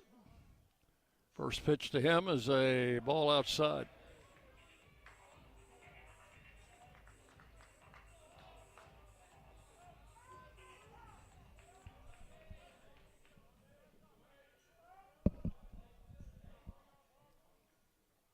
Ollie with a pitch. That's in for a strike. 1-1.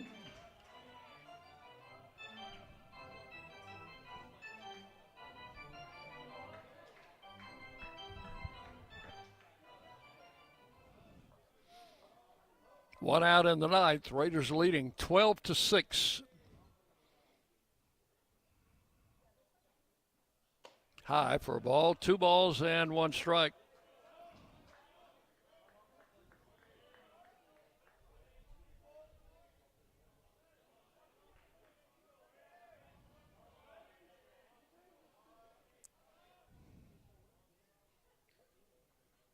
There's a ball hit high in the air into left center field. Eston Snyder coming over will make the catch for out number 2. 2 up, 2 down in the ninth. Number 19, first baseman, Chayton Krause.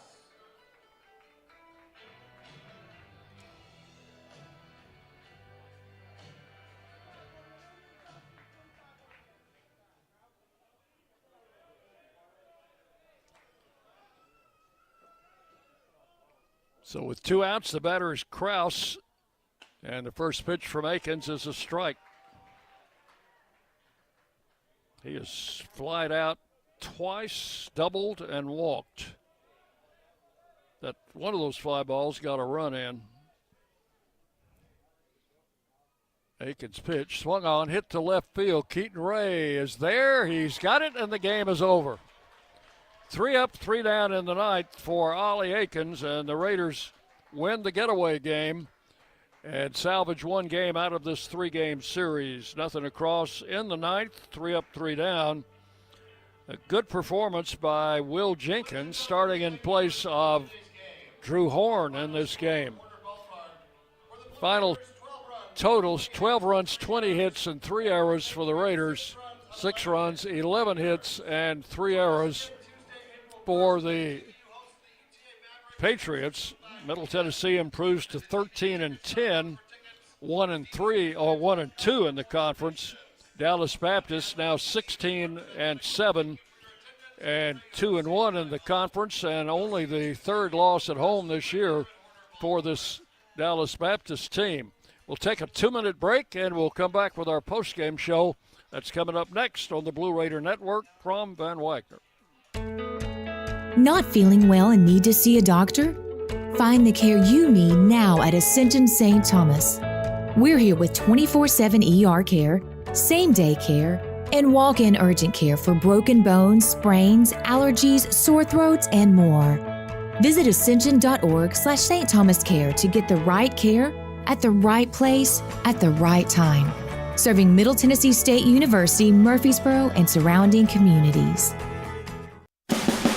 Hey, Blue Raider fans, this is Tim Page with Exit Realty Bob Lamb and Associates. Are you on the fence about selling your home? Feel overwhelmed at the thought of purchasing a new home? Well, it's time to get moving.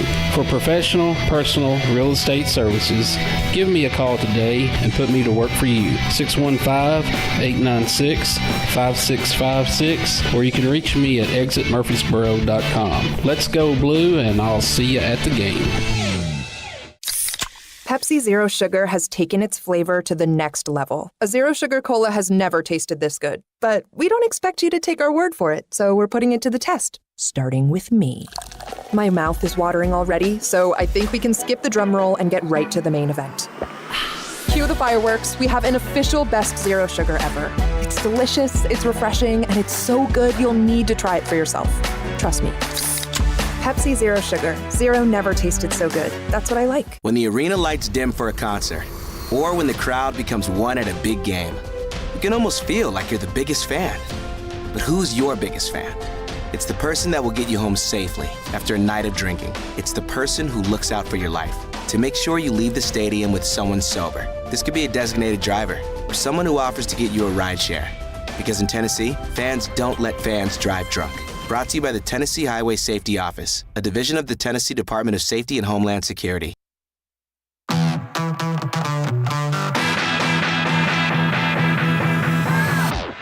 Today's game is in the books, and it's time to recap the action in the Blue Raider postgame show.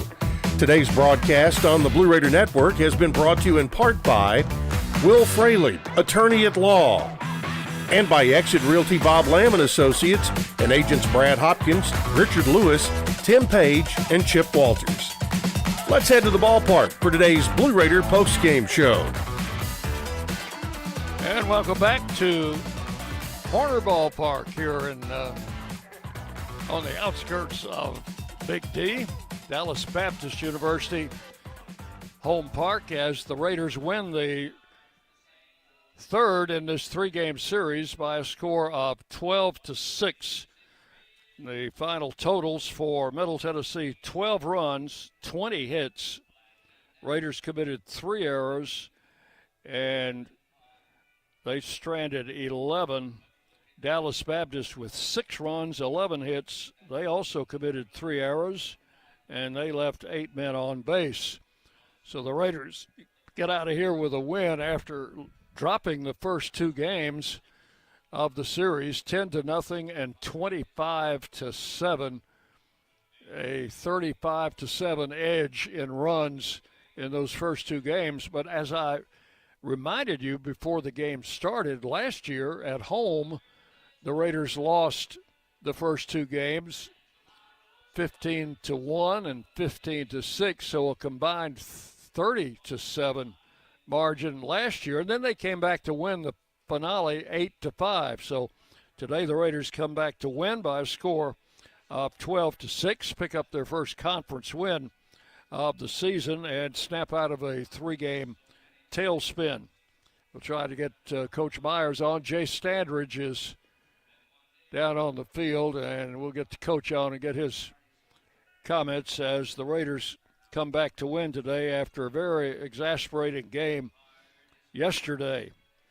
Will Jenkins goes 6 innings, stepping in for projected starter Drew Horn, and Jenkins pitched very well, gave up 3 runs on 7 hits. Ollie Aikens came in and pitched the last 3 innings. They got to him for 3 runs in the 8th inning, but he got a 1-2-3 9th inning to seal the win, and he will pick up a save. Oddly enough, it was Aikens who got the save last year in Game 3 of the series, which the Raiders had to win to avoid being swept. So it's Middle Tennessee 12-6 today over Dallas Baptist. The Raiders got 4 runs in the big 2nd inning.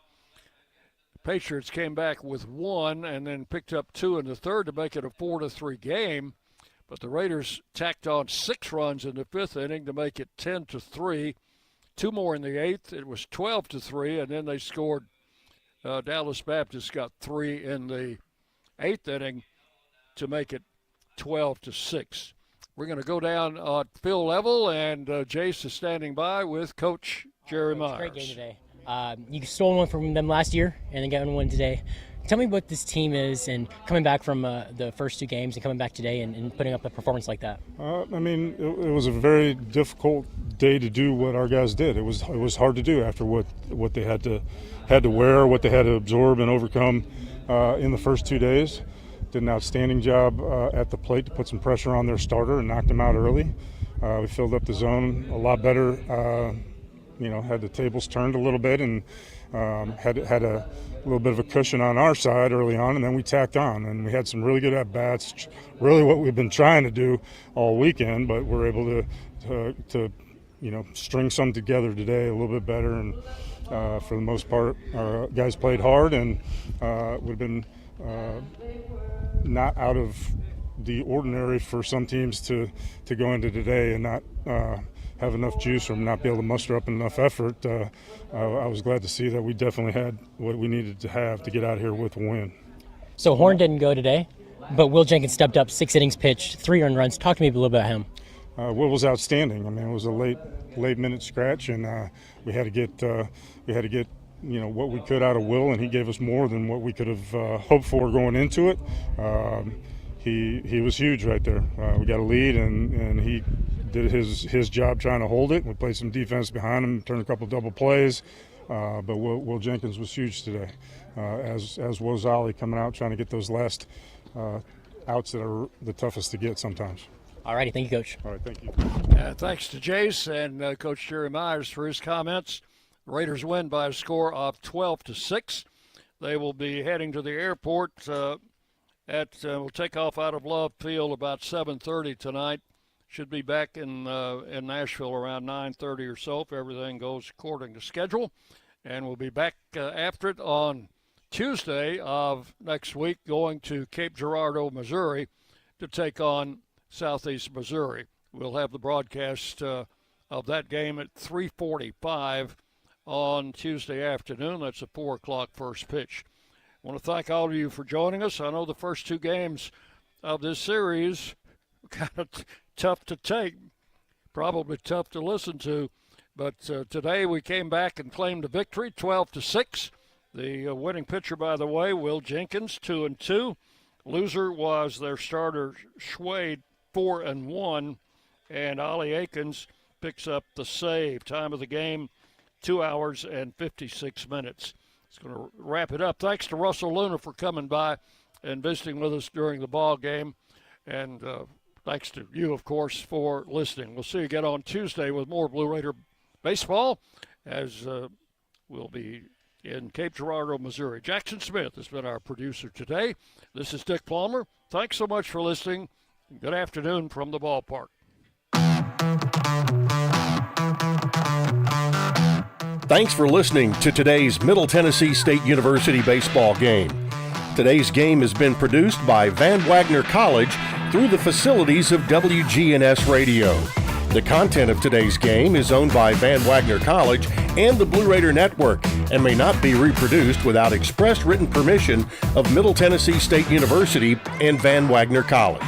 Be sure to join us next time for more Middle Tennessee baseball here on the Blue Raider Network.